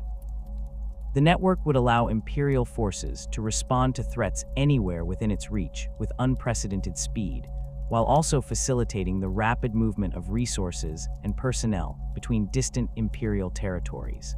The security protocols established for the Imperial Webway project reflected the Emperor's understanding of the catastrophic consequences that would result from any breach of the system's defenses. Access to the gate chambers required multiple levels of authorization and psychic verification, while automated defense systems stood ready to seal the portal instantly if hostile entities attempted to use it for invasion purposes. These defenses incorporated both technological and psychic elements, creating overlapping security layers that could respond to threats from either Realspace or the warp. The personnel selected for Webway operations underwent extensive training and psychological conditioning to prepare them for the unique challenges of subdimensional travel. Unlike warp transit, which occurred within specialized Geller field bubbles that maintained normal environmental conditions, Webway travel exposed individuals directly to the subdimensional environment and its exotic properties. This exposure could cause disorientation, temporal displacement, and other effects that required specialized training to manage safely. The most experienced Webway travelers developed enhanced spatial awareness and dimensional sensitivity that allowed them to navigate the network's complexities with increasing skill. The construction of permanent human settlements within the Webway network represented the next phase of the Emperor's grand design, with plans for establishing self-sufficient colonies that could serve as waypoints and supply bases for extended operations. These settlements would need to be completely self-contained, as they would exist in an environment where conventional resource extraction and environmental management techniques would not apply. The unique properties of the subdimensional space offered both challenges and opportunities for human habitation, with some areas providing access to exotic energy sources, while others required constant environmental monitoring to maintain safe living conditions. The integration of Imperial technology with Webway systems proceeded gradually as human engineers gained experience working within the subdimensional environment. Standard Imperial equipment required modifications to function properly within the network's unique conditions, while new technologies had to be developed specifically for Webway applications. These technological adaptations drew upon both Imperial engineering capabilities and insights gained from studying Old One's construction techniques, creating hybrid systems that could operate effectively in both real space and subdimensional environments. The Emperor's personal commitment to the Webway project manifested in his decision to maintain direct psychic contact with the gate's control systems at all times, using the Golden Throne as both a command center and a monitoring station for the entire network. This constant connection allowed him to detect and respond to potential threats before they could compromise the system's security, while also providing the continuous psychic input required to maintain dimensional stability across the growing human presence within the network. The mental strain of maintaining these connections was enormous, requiring the Emperor to dedicate increasing amounts of his consciousness to Webway management as the project expanded. The long-term implications of the Imperial Webway project extended far beyond military and transportation applications, offering humanity the possibility of fundamental changes in their relationship with the galaxy itself.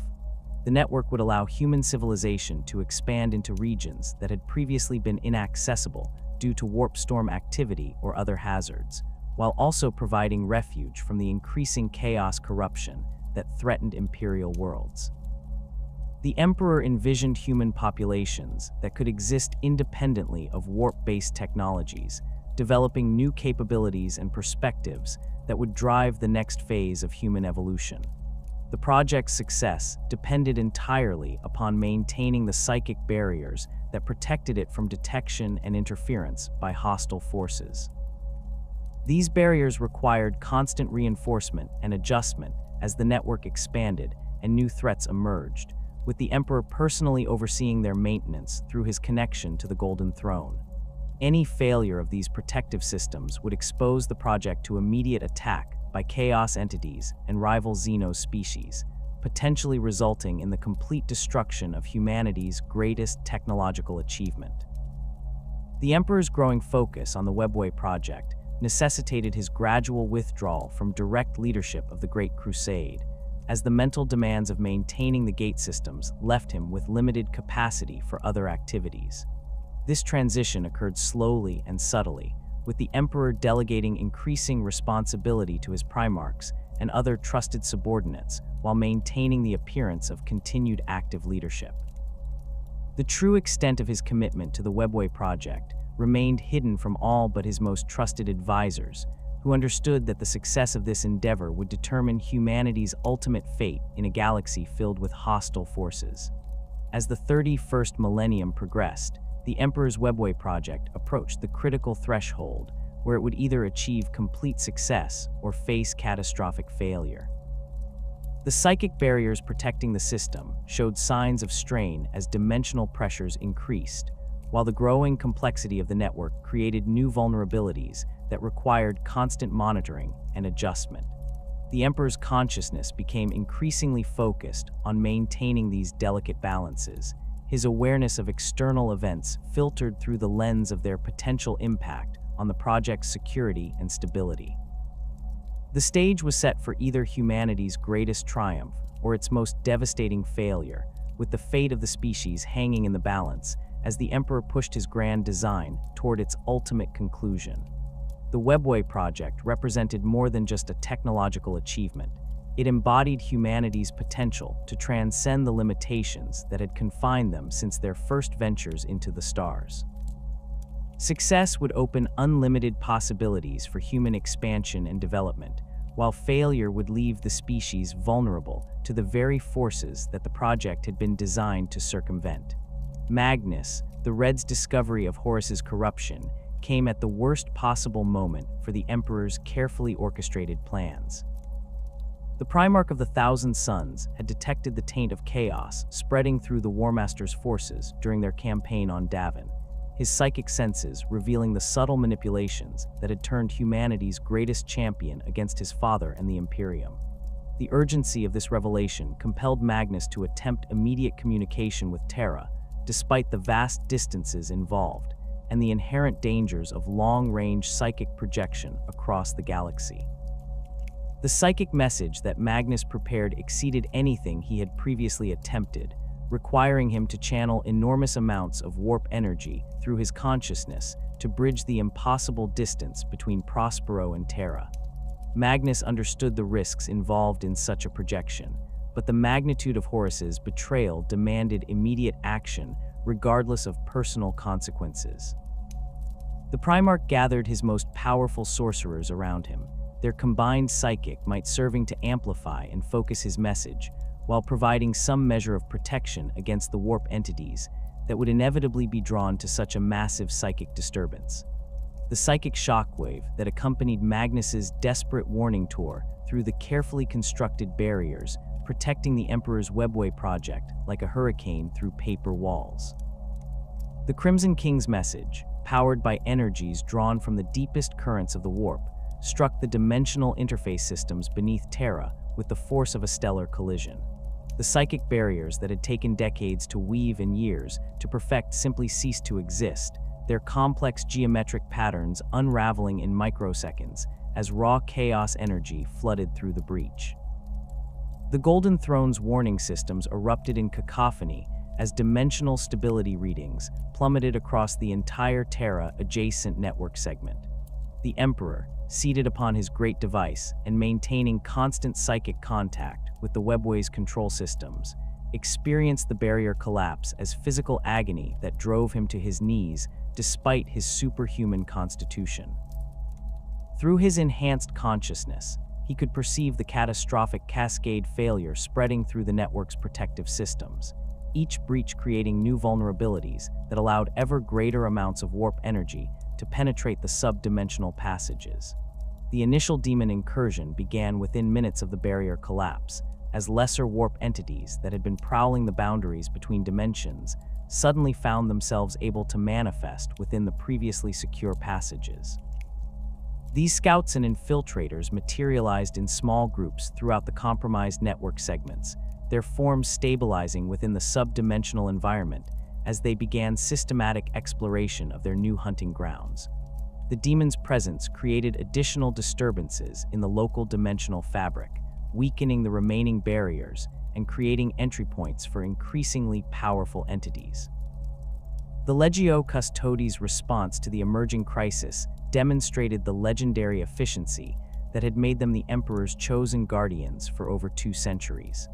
Within hours of the initial breach detection, Captain General Constantin Valdor had mobilized 3 full shield companies and begun deployment into the compromised Webway passages.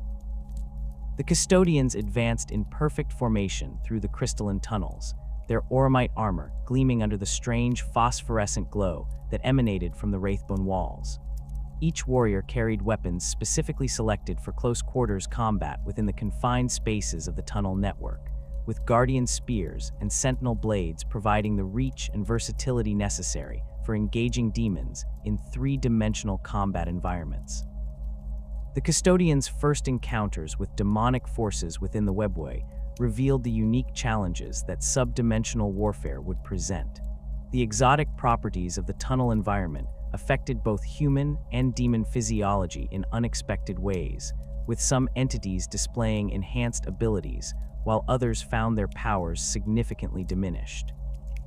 The wraithbone walls themselves seemed to respond to the presence of chaos corruption, their normally stable surfaces beginning to show signs of dimensional stress, as reality warped around concentrations of demonic energy.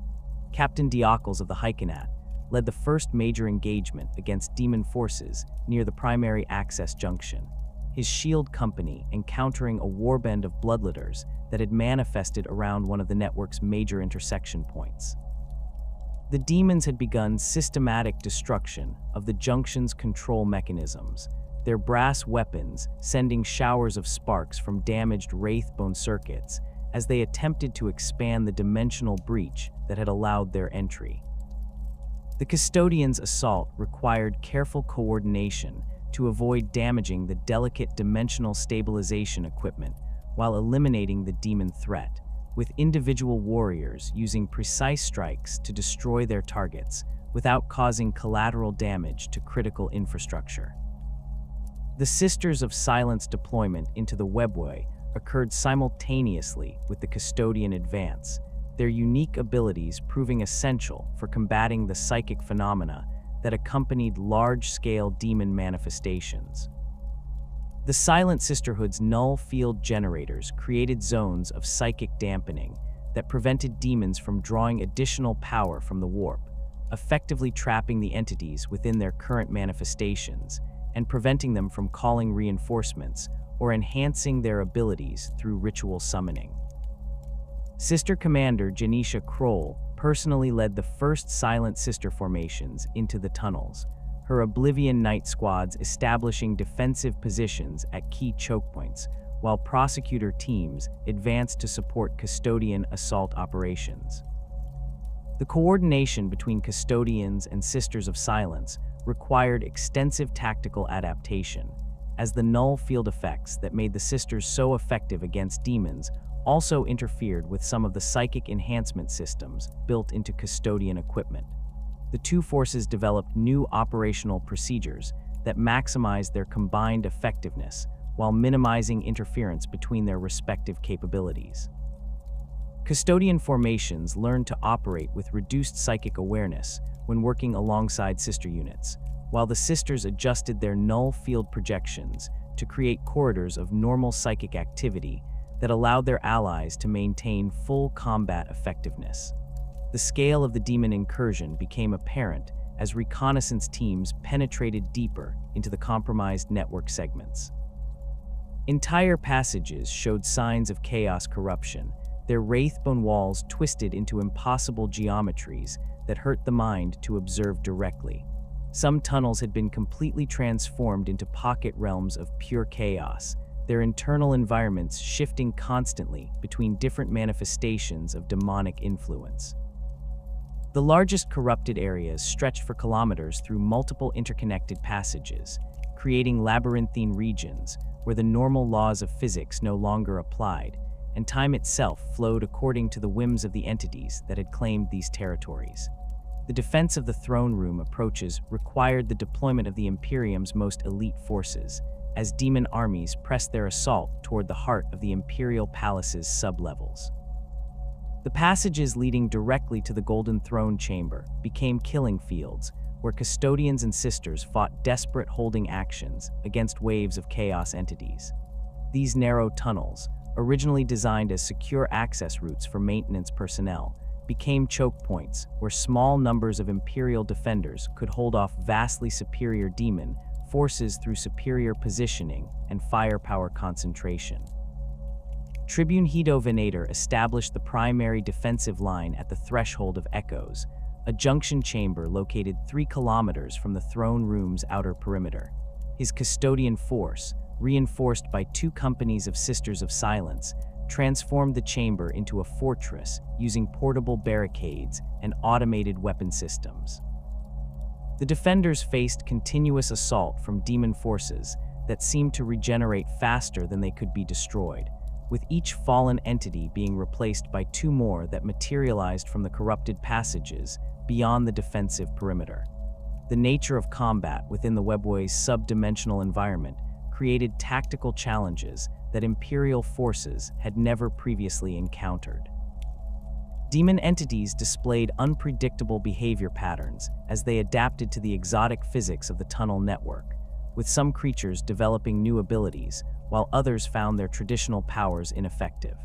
The wraithbone construction of the passages created acoustic effects that made conventional communication difficult, forcing Imperial units to rely on hand signals and pre-arranged tactical protocols when coordinating their movements. The most dangerous demon incursions occurred when greater demons attempted to manifest within the network, their enormous psychic presence creating reality storms that threatened to collapse entire passage segments. The appearance of a bloodthirster near the Meridian Gate required the combined efforts of an entire shield host to contain, with custodians using coordinated spear strikes to prevent the entity from fully materializing, while Sisters of Silence maintained null field barriers that limited its ability to draw power from the warp. The battle lasted for 18 hours of continuous combat, with the demon's eventual banishment leaving the surrounding passages scarred by dimensional fractures that would require months of repair work to stabilize. The sealing of compromised passages became a critical priority as Imperial forces recognized that they could not hope to clear all demon-infested areas through direct assault. Specialized engineering teams, protected by custodian and sister escorts, began systematic closure of the most heavily corrupted network segments. This process required precise placement of psychic barriers and dimensional anchors that could isolate contaminated areas from the rest of the network, while preventing the spread of chaos corruption to adjacent passages. The sealing operations presented enormous technical challenges, as the engineers had to work within active combat zones while manipulating technologies that operated on principles beyond normal human understanding. The process involved the installation of wraithbone barrier matrices that could be activated remotely to create permanent dimensional walls, effectively amputating corrupted sections from the healthy portions of the network. Each sealing operation required careful calculation to ensure that the barriers would hold against demon assault while not destabilizing the passages on either side of the newly created boundary. Master Engineer Arcane supervised many of the most critical sealing operations, his expertise in xenoarchaeology proving invaluable for understanding the Old One's construction techniques that governed Webway functionality. Land's teams developed innovative solutions for creating stable dimensional barriers using Imperial technology integrated with recovered wraithbone components, producing hybrid systems that could maintain their integrity under the extreme conditions present within demon-occupied passages. The largest sealing operation occurred at the Nexus Tertius, where a massive breach had allowed an entire demon legion to establish a permanent foothold within the network. The corruption had spread through 17 interconnected passages, creating a demon stronghold that threatened to serve as a staging area for assaults against other network segments. The sealing of this complex required the sacrifice of 3 full passages and the installation of a barrier system that consumed the entire annual adamantium production of 2 Forge worlds. The psychological toll of Webway combat on Imperial forces became apparent as the conflict stretched from days into weeks. The alien environment of the subdimensional passages created disorientation and claustrophobia among troops accustomed to fighting in Realspace, while the constant threat of demon attack prevented proper rest and recovery cycles. The wraithbone walls seemed to amplify sounds and emotions, creating an atmosphere of dread that affected even the most disciplined warriors. Some soldiers reported experiencing temporal displacement effects, with battles that seemed to last for hours occurring in spaces where chronometers indicated only minutes had passed. The custodians proved most resistant to these psychological effects, their enhanced physiology and mental conditioning allowing them to maintain combat effectiveness even under the extreme stress of prolonged subdimensional warfare. However, even these elite warriors showed signs of strain after weeks of continuous combat, with some individuals displaying unusual behavior patterns that suggested exposure to dimensional anomalies was affecting their neural function. The Sisters of Silence appeared largely immune to these effects, their null field auras providing protection against the psychic emanations that seemed to be the primary cause of the psychological disturbances. The strategic situation within the Webway continued to deteriorate despite the heroic efforts of Imperial defenders. Each sealed passage represented a permanent loss of network access, while demon forces continued to find new breach points that allowed them to establish footholds in previously secure areas. The Emperor's constant presence on the Golden Throne became essential for maintaining even basic dimensional stability, his psychic power serving as the primary barrier, preventing complete collapse of the Terra adjacent network segments. The realization that the Webway project could not be salvaged in its original form forced Imperial commanders to adopt increasingly desperate measures. Resources originally allocated for expansion and development were redirected toward containment and damage control, while long-term strategic plans gave way to immediate survival concerns. The Emperor's grand vision of human expansion through the ancient network had become a nightmare of perpetual warfare against the forces of chaos, with no end in sight and no possibility of victory through conventional military means. The war in the Webway had become a grinding stalemate that consumed enormous resources while providing no strategic benefits to the Imperium. Every day of continued fighting required the deployment of irreplaceable elite forces and specialized equipment, while the demon incursions showed no signs of diminishing intensity. The network that was supposed to liberate humanity from the dangers of warp travel had instead become another front in the eternal war against chaos, one that demanded constant vigilance and sacrifice to prevent catastrophic defeat. The psychic cataclysm that birthed Slaanesh in the 30th millennium sent shockwaves through the Webway network that dwarfed even the damage caused by Magnus's breach of the Imperial barriers. The birth scream of the newest chaos god tore through the sub-dimensional passages like a tsunami of pure corruption, its effects magnified by the network's psychically conductive wraithbone construction. Passages that had remained stable for millions of years suddenly found themselves subjected to dimensional stresses that exceeded their design tolerances, while the protective barriers that separated the network from the warp experienced catastrophic failures across multiple galactic sectors simultaneously. The Eldari, who had spent millennia as custodians of the ancient network, watched in horror as their greatest inheritance transformed into a death trap. The psychic resonance of their dying race's collective agony created feedback loops within the wraithbone passages, causing sections of the network to become saturated with the raw emotional energy that fed Slaanesh's manifestation. These contaminated areas became uninhabitable for any Eldari, as exposure to the concentrated psychic residue of their species fall triggered immediate soul death or worse fates that left victims as hollow shells animated by demonic possession. The immediate aftermath of Slaanesh's birth saw the automatic activation of emergency protocols built into the Webway's most critical infrastructure. Ancient systems that had remained dormant since the Old One's extinction suddenly came online, their programming recognizing the unprecedented scale of the dimensional crisis and implementing containment measures that had been designed for catastrophic network failures. Massive sections of the Webway sealed themselves off from the rest of the network, their wraithbone barriers reconfiguring into impenetrable walls that sacrificed accessibility to prevent the spread of chaos corruption. These emergency seals operated through principles that even the most knowledgeable Eldari could not fully comprehend, their activation creating dimensional dead zones where the normal laws of physics ceased to function predictably. Some sealed sections became temporal anomalies where time flowed at different rates or in reverse, while others transformed into spatial mazes where distance and direction lost their conventional meaning. The most severely affected areas underwent complete dimensional collapse, their passages folding in on themselves until they existed as mathematical impossibilities that could not be entered or even observed directly. The survival of various Eldari factions in the wake of the fall depended largely on their proximity to stable Webway access points and their ability to adapt quickly to the network's transformed condition.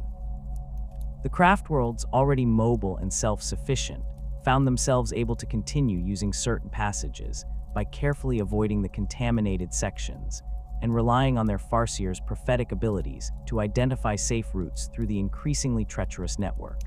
Their wraithbone hulls provided some protection against the psychic emanations that now permeated many passages, though even these massive vessels required constant purification rituals to prevent corruption from taking hold. The Exodites, scattered across their primitive worlds throughout the galaxy, discovered that many of their traditional Webway connections had been severed by the emergency sealing protocols. Those communities that retained access to the network found themselves isolated on remote passages that had been considered secondary routes before the fall, but now represented the only safe means of interstellar travel available to their kind. The Exodites' deliberate rejection of advanced technology proved advantageous in this new environment, as their simple lifestyle required fewer resources and created smaller psychic signatures that were less likely to attract the attention of the entities now prowling the corrupted passages. The emergence of the Drukhari as the dominant force within the surviving Webway network occurred through a combination of preparation, ruthlessness, and adaptation that distinguished them from their more idealistic cousins. The inhabitants of Camorra had already begun their descent into depravity before the fall, their city's location within the Webway's heart providing them with advance warning of the approaching catastrophe. This foreknowledge allowed them to implement protective measures that other Aeldari communities lacked, including the construction of additional dimensional barriers around their territory and the stockpiling of resources necessary for extended isolation. The Drukhari's survival strategy centered on their ability to feed on the suffering of others rather than relying on their own souls for psychic sustenance. This adaptation, which had begun as a lifestyle choice among Camorra's elite, became a biological necessity as Slaanesh's influence made traditional Aeldari existence impossible. The Drukhari learned to harvest the psychic energy released by pain and terror, using this stolen vitality to sustain themselves while avoiding the soul drain that affected other members of their species. This feeding process required constant access to victims, making the Drukhari's continued use of the Webway essential for their survival. The expansion of Drukhari territory within the Webway proceeded systematically as they claimed abandoned sections and eliminated any remaining resistance from other Aeldari factions.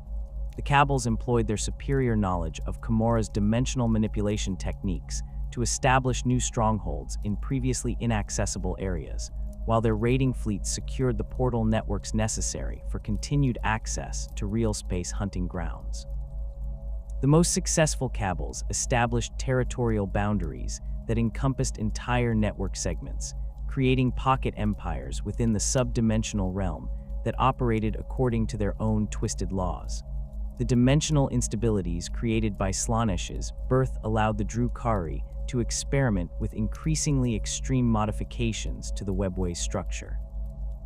The Homunculi Covens developed techniques for reshaping corrupted passages into forms that served their specific needs, creating torture chambers and experimental facilities that existed in states of controlled dimensional flux. These installations could expand or contract their internal space based on the number of victims they contained, while their walls incorporated living wraithbone that responded to the occupant's pain by generating additional psychic energy for the facility's operators. The most ambitious Drukhari construction projects involved the creation of entirely new subdimensional pockets that existed parallel to the main Webway network. These artificial realms, known as pocket dimensions or reality bubbles, allowed the Drukhari to establish private domains where they could pursue their darkest experiments without interference from rivals or external threats. The construction of these spaces required enormous amounts of stolen psychic energy and the sacrifice of thousands of victims, but the resulting territories provided their creators with absolute control over local physical laws and dimensional conditions. The emergence of new threats within the post-fall Webway created challenges that tested even the Drukhari's adaptability and ruthlessness. The network's compromised barriers allowed various forms of chaos corruption to establish permanent footholds within previously secure passages, creating hybrid environments where demonic influence merged with the exotic physics of the subdimensional realm. These corrupted zones spawned entities that combined the worst aspects of both chaos demons and Webway native phenomena, resulting in predators that could hunt effectively in either Realspace or the subdimensional network. The most dangerous of these hybrid threats were the entities that Imperial scholars would later classify as Webway demons, creatures that had adapted specifically to the network's unique environmental conditions. These beings possessed the ability to phase between different dimensional states, allowing them to bypass conventional defenses and attack victims from unexpected angles. Their forms incorporated elements of both organic matter and wraithbone construction, creating living weapons that could interface directly with the network's control systems and use the passages themselves as extensions of their consciousness. The lost demon legions that had been trapped within the Webway during various incursions throughout galactic history found new opportunities for expansion as the network's protective systems failed. These ancient forces, some dating back to conflicts during the War in Heaven, had survived in isolated pockets where they maintained their coherence through constant warfare against automated defense systems and each other. The fall's aftermath allowed many of these trapped forces to break free from their dimensional prisons and begin systematic conquest of adjacent network segments. The largest of these demon incursions originated from a massive breach that had occurred during the Horus Heresy, where an entire Word-Bearer's assault force had been consumed by the entities they had summoned for their attack on an Imperial Webway facility. The demons had spent millennia corrupting the surrounding passages, gradually expanding their influence through careful manipulation of the network's dimensional barriers. The fall's psychic shockwaves provided them with the additional energy needed to complete their transformation of the affected area into a permanent demon realm that served as a staging ground for attacks against other network segments. The areas touched directly by Slaanesh's birth scream became zones of pure corruption, where the boundary between the Webway and the Warp ceased to exist in any meaningful sense. These regions experienced constant reality storms that could transform matter and energy according to the whims of the entities that inhabited them, while their dimensional geometry shifted continuously in patterns that defied mathematical analysis. The wraithbone construction within these areas underwent spontaneous mutation, growing into organic forms that pulsed with demonic life and served as conduits for chaos influence to spread into adjacent passages. The craftworld Eldar's response to the network's corruption involved the development of new travel techniques that minimized their exposure to contaminated areas while maintaining access to essential destinations. Their farseers worked in concert to map the constantly changing patterns of corruption throughout the network, identifying windows of opportunity when specific passages might be traversed safely. These predictions required enormous psychic effort and could only provide short-term guidance, as the chaotic nature of the corrupted zones made long-term planning impossible.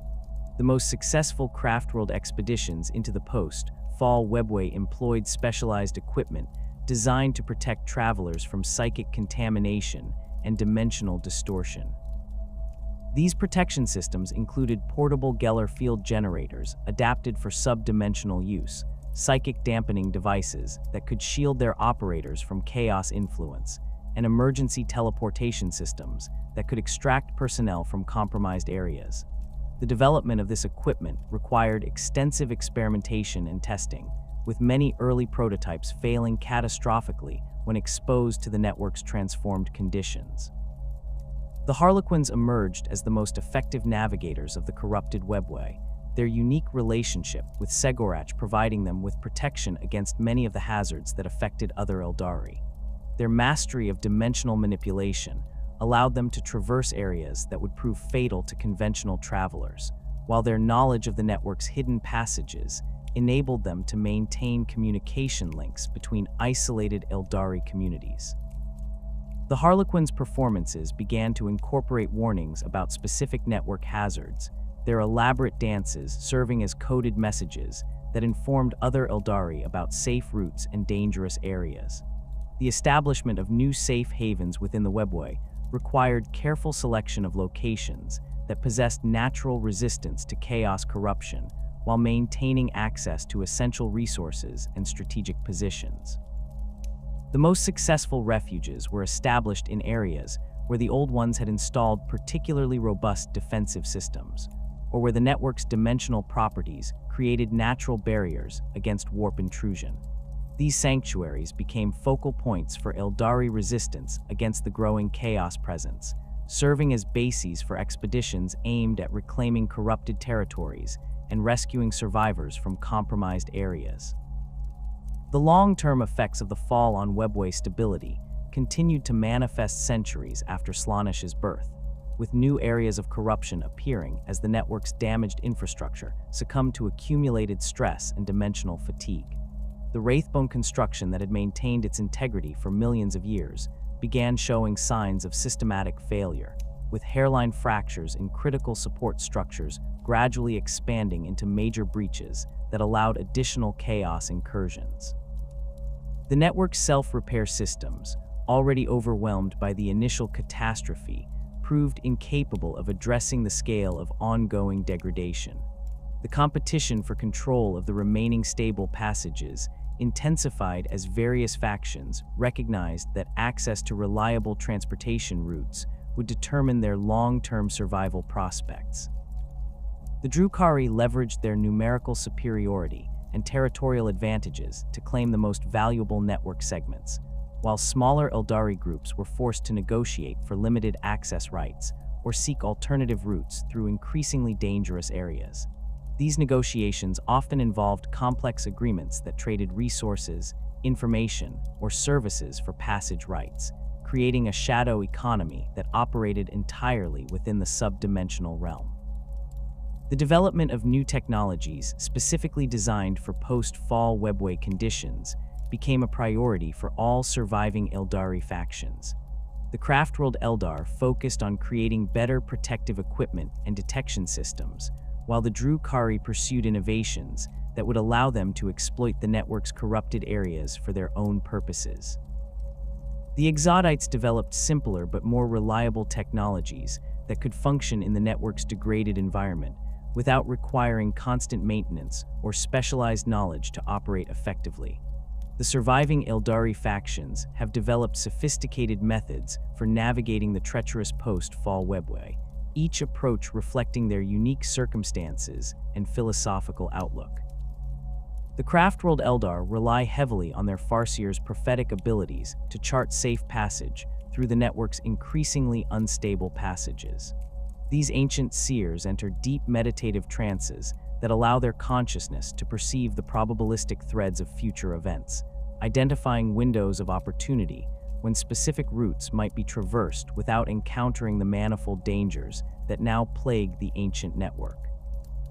Farseer navigation requires extensive preparation and coordination between multiple individuals, as no single seer possesses sufficient psychic strength to map the complex temporal and dimensional fluctuations that characterize modern Webway conditions.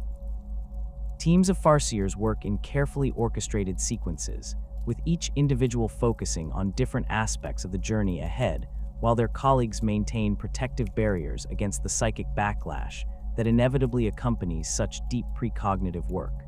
The process resembles an elaborate ritual dance, with participants moving through predetermined positions around crystalline focusing, devices that amplify and channel their combined psychic emanations. The accuracy of Farseer predictions varies significantly based on the distance and complexity of the intended journey, with short-range navigation through familiar passages yielding highly reliable results, while long-distance expeditions into unknown territories remain fraught with uncertainty. The chaotic nature of corrupted network segments creates interference patterns that can scramble prophetic visions, leading to false readings that have resulted in entire Craftworld expeditions becoming lost within dimensional mazes or trapped in temporal loops. Experienced Farseers learn to recognize the distinctive psychic signatures that indicate such interference, though this knowledge comes only through years of dangerous trial and error. The Warlock councils that support Farseer navigation operations employ specialized techniques for maintaining communication with scouting parties once they enter the Webway passages. These psychic communication networks operate through carefully tuned resonance frequencies that can penetrate the dimensional barriers separating the subdimensional realm from Realspace, though the process requires constant adjustment as network conditions change. The Warlocks must balance the strength of their transmissions against the risk of attracting unwanted attention from the entities that prowl the corrupted passages, creating a delicate equilibrium between effective communication and operational security. The most experienced craftworld navigators develop an intuitive understanding of the Webway's current state that transcends purely psychic awareness, learning to read subtle environmental cues that indicate passage stability or the presence of hidden threats. These individuals can detect microscopic changes in wraithbone coloration that suggest dimensional stress, identify acoustic anomalies that warn of approaching predators, and recognize atmospheric disturbances that precede reality storms. Their expertise proves invaluable for expeditions into areas where farseer predictions become unreliable, providing backup navigation capabilities that can mean the difference between successful transit and catastrophic failure. The Drukhari approach to Webway navigation reflects their pragmatic ruthlessness and superior knowledge of the network's post-fall configuration. Unlike their craftworld cousins, who rely primarily on psychic techniques, the Drukhari employ a combination of technological solutions and accumulated experience gained through centuries of systematic exploration. Their Cabal archives contain detailed maps of stable routes and hazardous areas, information gathered through the sacrifice of countless reconnaissance teams and updated constantly as network conditions continue to evolve. Drukhari navigation teams utilize specialized scanning equipment designed to detect the dimensional signatures that indicate safe passage through corrupted areas. These devices incorporate recovered Old One's technology integrated with Drukhari innovations, creating hybrid systems capable of analyzing the complex energy patterns that characterize different types of network hazards. The scanners can identify the presence of demon entities, temporal anomalies, and dimensional instabilities from considerable distances, allowing navigation teams to plot courses that avoid the most dangerous threats while maintaining access to essential destinations. The Cabals employ dedicated navigator houses that specialize in different aspects of Webway travel, with each organization maintaining expertise in specific network regions or types of hazardous conditions. The House of Thorns focuses on passages affected by Slaanish's corruption, their navigators having developed resistance to the psychic emanations that drive other Eldari to madness or soul death. The House of Chains specializes in routes through demon-infested territories, employing tactics that exploit the predictable behavior patterns of various chaos entities to slip past their defenses undetected. The most elite Drukhari navigators undergo surgical modifications that enhance their ability to perceive dimensional fluctuations and resist the psychological effects of prolonged Webway exposure. These augmentations include neural implants that can process multiple layers of sensory data simultaneously, allowing operators to track complex environmental changes while maintaining awareness of potential threats from multiple directions. The procedures are extremely dangerous, with failure rates exceeding 50%, but successful candidates gain capabilities that make them invaluable assets for their sponsoring cabals. The abandoned sections of the Webway present a catalog of horrors that would challenge the sanity of any rational observer. These areas, sealed off during the emergency protocols activated by Slaanish's birth, have become breeding grounds for entities that defy conventional classification. The isolation has allowed various forms of corruption to evolve without external interference, creating hybrid threats that combine elements of chaos demon, Webway native phenomenon, and corrupted wraithbone construction into nightmarish amalgamations that exist according to their own twisted logic. The most common inhabitants of abandoned passages are the entities that Imperial scholars classify as Psych-Nuing, though these creatures bear little resemblance to their Realspace cousins. The Webway variants have adapted to the sub-dimensional environment by developing the ability to phase between different dimensional states, making them nearly impossible to track or predict. They hunt in coordinated packs that can surround victims from multiple dimensional angles simultaneously, their attacks manifesting as reality distortions that tear through conventional armor and protective fields with equal ease. Temporal distortions within abandoned sections create zones where cause and effect operate according to non-linear principles, with events occurring in reverse chronological order or repeating in endless loops that trap unwary travelers in recursive nightmare scenarios. These temporal anomalies often center around locations where particularly traumatic events occurred during the fall, the psychic residue of mass death and suffering creating permanent scars in the dimensional fabric that continue to replay the original catastrophe across multiple temporal layers. The wraithbone construction within abandoned areas undergoes spontaneous mutation as it absorbs psychic energy from the entities that inhabit these spaces. The normally stable crystalline material grows into organic forms that pulse with alien life, creating living architecture that responds to the emotions and thoughts of anyone who enters its domain. These corrupted structures can reshape themselves to trap intruders, generating maze-like configurations that lead deeper into the abandoned sections while blocking all possible escape routes. The demon entities that have established permanent footholds within corrupted Webway segments display adaptations that make them significantly more dangerous than their warped native counterparts. The subdimensional environment provides these creatures with access to exotic energy sources that enhance their abilities while protecting them from many of the banishment techniques that prove effective against conventional demons. They can manipulate the network's dimensional properties to create localized reality storms, teleport instantly between different passages, and even merge temporarily with the wraithbone infrastructure to become living components of the network itself. The largest demon strongholds occupy entire network segments that have been transformed into pocket realms of pure chaos, their internal geography shifting constantly according to the whims of their inhabitants. These areas serve as staging grounds for incursions into adjacent passages, with demon armies using the network's transportation capabilities to launch coordinated attacks against targets throughout the galaxy. The most dangerous strongholds incorporate captured Webway control systems, allowing their demon masters to manipulate portal networks and redirect traffic into trap-filled ambush zones. The Harlequins have developed the most sophisticated understanding of modern Webway hazards, their unique relationship with Segorach providing them with insights that remain hidden from other Eldari factions. Their mastery of dimensional manipulation allows them to traverse areas that would prove instantly fatal to conventional travelers, while their knowledge of the network's hidden passages enables them to maintain communication links between isolated communities.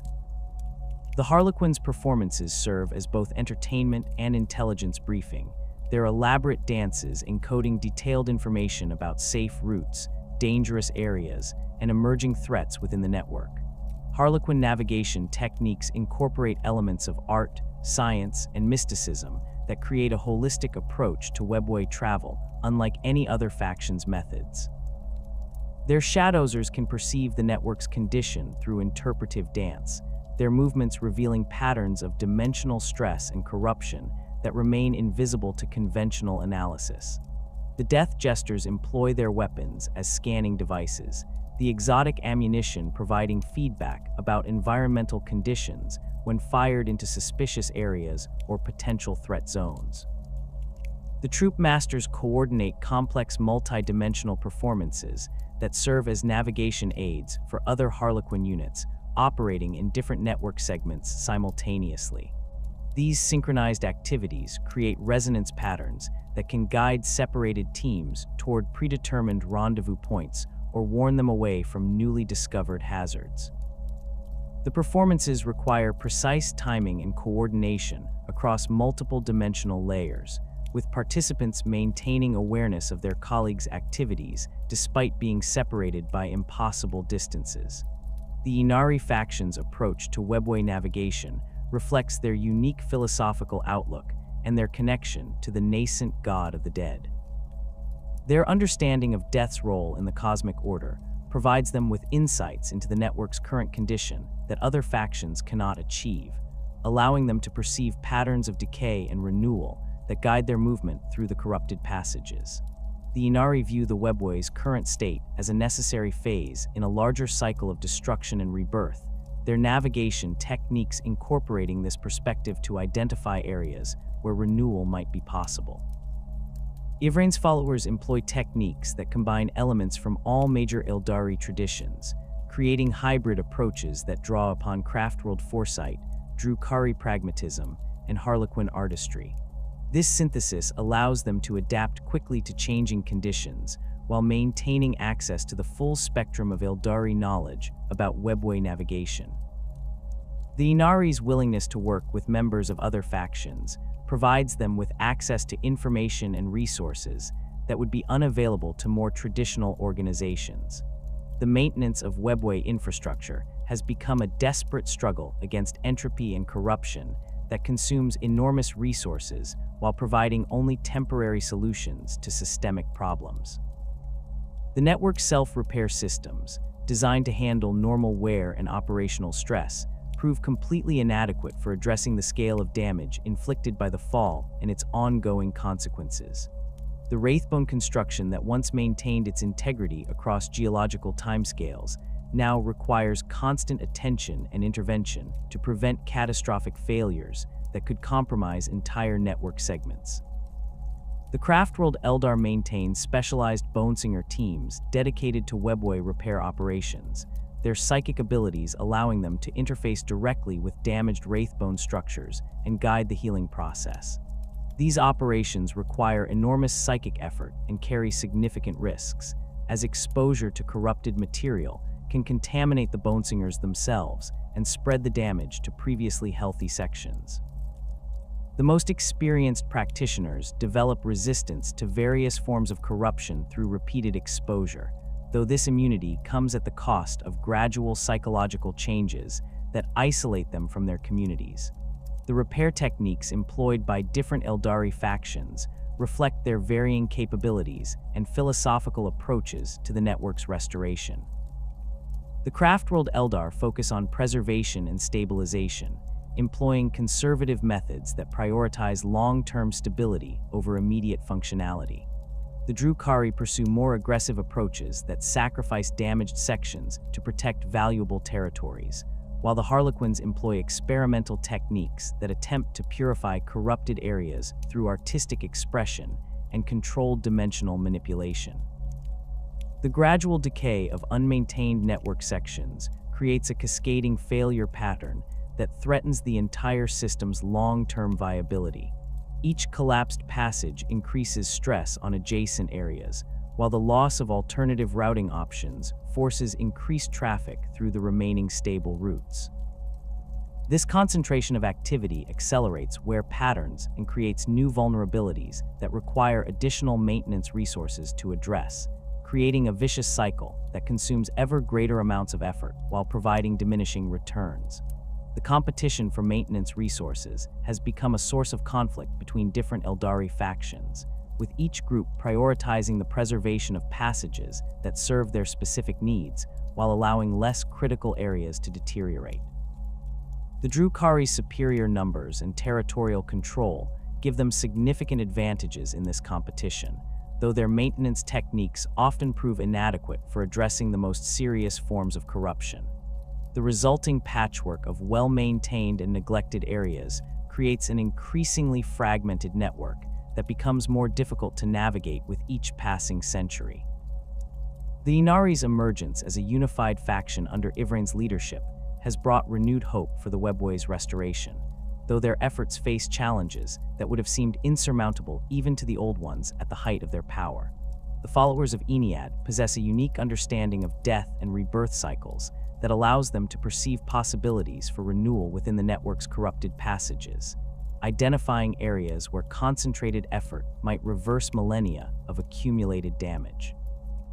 Their approach differs fundamentally from the conservative preservation strategies employed by other Aeldari factions, embracing controlled destruction as a necessary precursor to genuine regeneration. Ivrain's personal connection to the nascent god of the dead provides her with insights into the Webway's condition that transcend conventional analysis methods. Through her enhanced perception, she can identify the spiritual resonances that permeate different network sections, distinguishing between areas where corruption has taken permanent hold and regions where the original Old One's construction retains sufficient integrity to support restoration efforts. This ability proves invaluable for prioritizing limited resources and identifying strategic targets for major reconstruction projects. The Inari restoration efforts focus on creating secure corridors that can connect isolated Aeldari communities while bypassing the most heavily corrupted network segments. These projects require coordinated efforts between Craftworld Bonesingers, reformed Drukhari technicians, and Harlequin dimensional specialists, with each group contributing expertise that the others cannot provide. The collaboration represents an unprecedented level of cooperation between traditionally antagonistic factions, though tensions remain high as old grievances and philosophical differences continue to create friction within the unified organization. The technical challenges involved in Webway restoration exceed anything previously attempted by post-fall Aeldari civilization. The corruption that has taken hold within many passages operates on fundamental levels that affect the dimensional substrate itself, requiring purification techniques that must address both physical damage and metaphysical contamination simultaneously. The Inari have developed hybrid approaches that combine traditional wraithbone manipulation with controlled applications of Eniad's death energy, using the god's power to sever the connections between corrupted material and the chaos entities that inhabit it. The largest Inari restoration project currently underway involves the reconstruction of the Nexus Primaris, a major junction point that once connected dozens of network segments before succumbing to demon corruption during the early centuries following the fall. The project requires the complete excavation and replacement of contaminated wraithbone structures across an area spanning several cubic kilometers of subdimensional space. Teams of specialists work in carefully coordinated shifts, their activities protected by massive psychic barriers that prevent demon interference while allowing the delicate reconstruction work to proceed. The success of smaller restoration projects has demonstrated the viability of Inari techniques while revealing the enormous scale of resources required for meaningful progress. Each purified passage demands months of preparation, weeks of intensive reconstruction work, and ongoing maintenance efforts that stretch the faction's capabilities to their limits. The mathematical projections for restoring even a fraction of the network's pre-fall functionality suggest that such efforts would require centuries of sustained work and resources that exceed the combined capabilities of all surviving Aeldari factions. The Imperial rediscovery of Webway technology represents one of the most significant potential developments for the network's future, though current Imperial understanding remains primitive compared to even the most basic Aeldari knowledge. The Adeptus Mechanicus continues to study the dormant installations discovered during the Great Crusade, their research efforts hampered by the alien nature of the construction principles and the dangerous instabilities that plague most accessible sites. Recent developments suggest that some tech adepts have achieved limited success in activating individual components, though full portal operation remains beyond Imperial capabilities. The Belisarius Call's investigations into xenoarchaeology have yielded insights that bring Imperial science closer to understanding Webway operational principles than any previous research efforts. His analysis of recovered wraithbone samples has revealed the material's psychically reactive properties and its role in maintaining dimensional stability, while his experiments with captured Aeldari technology have demonstrated the theoretical possibility of creating human-compatible interface systems. These advances remain highly classified, with access restricted to the most senior members of the Mechanicus hierarchy and selected Inquisition representatives. The strategic implications of potential Imperial Webway access have not escaped the attention of the Imperium's military leadership. The ability to deploy forces across galactic distances without relying on warp travel would revolutionize Imperial defense strategies and enable response capabilities that could fundamentally alter the balance of power throughout the galaxy.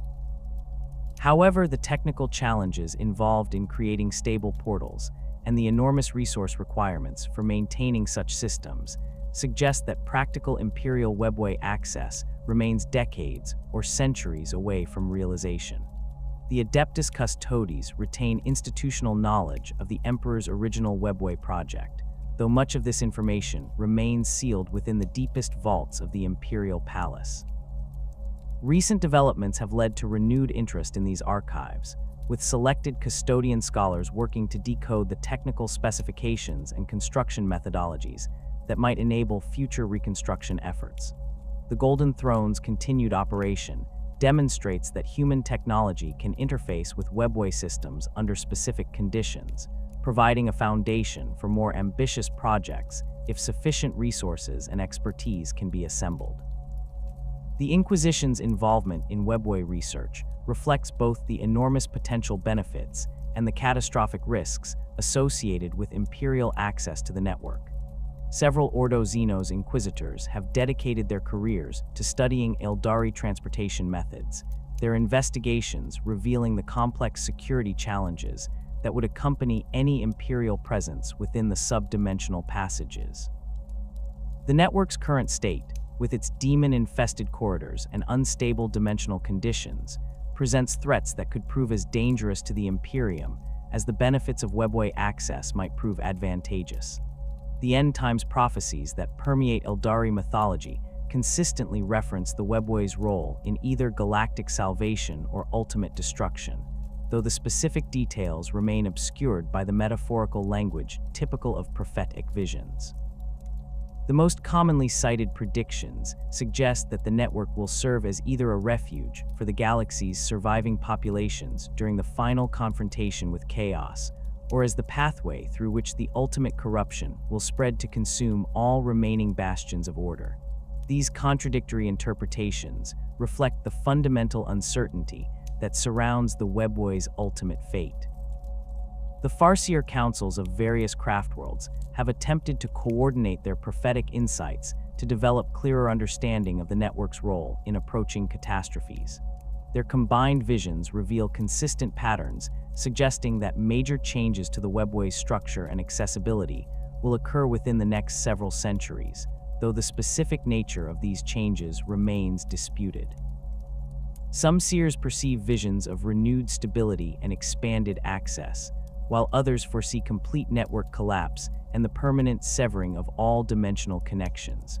The Harlequin performances that address end-time scenarios consistently portray the Webway as a crucial battleground where the final confrontation between order and chaos will be decided. Their elaborate theatrical presentations suggest that control of the network will determine which forces can coordinate their activities effectively during the ultimate crisis, with victory going to whichever faction can maintain reliable transportation and communication capabilities, while their enemies are reduced to isolated resistance pockets. These performances emphasize the strategic importance of current restoration efforts and the need for all Aeldari factions to cooperate in maintaining network accessibility. The role of the Webway in various apocalyptic scenarios extends beyond simple transportation considerations to encompass its function as a repository of Old One's knowledge and technology. Many of the network's sealed sections contain archives and installations that preserve information about advanced techniques for dimensional manipulation, psychic engineering, and other technologies that could prove crucial for surviving galactic catastrophe. The race to access these repositories before they are destroyed by ongoing corruption or claimed by hostile forces has become a driving motivation for multiple factions' exploration efforts. The increasing instability of the galaxy's overall dimensional structure poses fundamental threats to the Webway's continued existence that transcend the specific corruption and damage that have accumulated since the fall. The growing influence of chaos throughout the galaxy creates ambient dimensional disturbances that interfere with the network's operational parameters, while the expanding Eye of Terror and other warp storms generate interference patterns that disrupt passage stability across vast regions. These macro-scale effects suggest that the network's long-term viability depends not merely on local restoration efforts, but on the galaxy's overall spiritual and dimensional health. The Cicatrix Maledictum's formation has created unprecedented challenges for Webway navigation, as the massive warp storm generates dimensional interference that affects passages throughout the galaxy. many previously stable routes have become unreliable or completely inaccessible, forcing travelers to seek alternative paths through increasingly dangerous territories. The storm's continued expansion threatens to sever connections between major network segments, potentially isolating entire regions and making coordinated resistance against chaos forces impossible. The emergence of new chaos cults and demon incursions throughout the galaxy has increased pressure on the Webway's remaining defenses, with hostile forces actively seeking access to the network for their own purposes. The Wordbearers and other Chaos Space Marine legions have demonstrated particular interest in capturing Webway portals, recognizing the strategic advantages that network access would provide for coordinating their campaigns. The threat of large-scale chaos invasion through compromised passages has forced Eldari factions to implement increasingly stringent security measures that further restrict legitimate access to essential routes. The Tyranid threat represents a unique challenge for Webway security, as the Hive fleet's psychic emanations create interference patterns that disrupt dimensional stability across vast regions of space. The shadow and the warp effect that accompanies major Tyranid incursions can render entire network segments inaccessible, while the aliens' adaptive capabilities suggest that they might eventually develop methods for exploiting Webway passages for their own expansion efforts. The prospect of Tyranid organisms adapted for subdimensional travel presents nightmare scenarios that have prompted emergency planning sessions among all major Aeldari leadership councils. The question of whether the ancient network can survive the galaxy's increasing instability ultimately depends on factors that extend far beyond the technical capabilities of any single faction. The Webway's original construction was designed to operate within a galaxy where the forces of order maintained general dominance over chaos influence, with the Old One's psychic mastery providing the foundational stability that allowed the network to function reliably across millions of years. The current situation, with chaos influence permeating every aspect of galactic civilization and multiple existential threats competing for dominance, presents challenges that may exceed the network's fundamental design parameters. The mathematical models developed by the most advanced Aeldari scholars suggest that the Webway's continued operation requires a minimum threshold of dimensional stability that the galaxy may no longer be able to provide. The cumulative effects of warp storm activity, demon incursions, and other forms of chaos corruption have created a background level of dimensional disturbance that interferes with the network's basic operational principles. Unless these macro-scale trends can be reversed through coordinated action by the galaxy's remaining forces of order, the network may face inevitable collapse regardless of local restoration efforts. The potential for the Webway's complete destruction carries implications that extend far beyond transportation considerations to encompass the survival of Aeldari civilization itself. The network serves not merely as a means of travel, but as the foundation upon which post-fall Aeldari society has been built, providing the connections that allow scattered communities to maintain cultural continuity and coordinate their resistance against common threats. The loss of Webway access would force the surviving Aeldari to adapt to complete isolation, potentially accelerating their species' decline toward extinction. The preservation of the Webway has become the defining challenge for Aeldari civilization in the 41st millennium, requiring unprecedented cooperation between traditionally antagonistic factions and the development of new technologies that push the boundaries of their understanding. The success or failure of these efforts will determine not only the fate of the ancient network, but the ultimate survival prospects for one of the galaxy's oldest civilizations. The Webway stands as both humanity's greatest lost opportunity and the Eldari's final hope for redemption, its shadowed passages holding the keys to either salvation or ultimate destruction in the darkness of the far future. The ancient paths that once promised liberation from the perils of warp travel have become another battlefield in the eternal war between order and chaos, their crystalline corridors echoing with the footsteps of warriors who fight not for conquest, but for the simple right to exist. Whether the Webway will survive to fulfill its original purpose or collapse into ruin, like so many other wonders of the galaxy's distant past, remains one of the great uncertainties that will shape the course of future history. In the grim darkness of the far future, even the greatest achievements of the past offer no guarantee of salvation, only the possibility that those who remember their purpose might find the strength to preserve them for generations yet to come.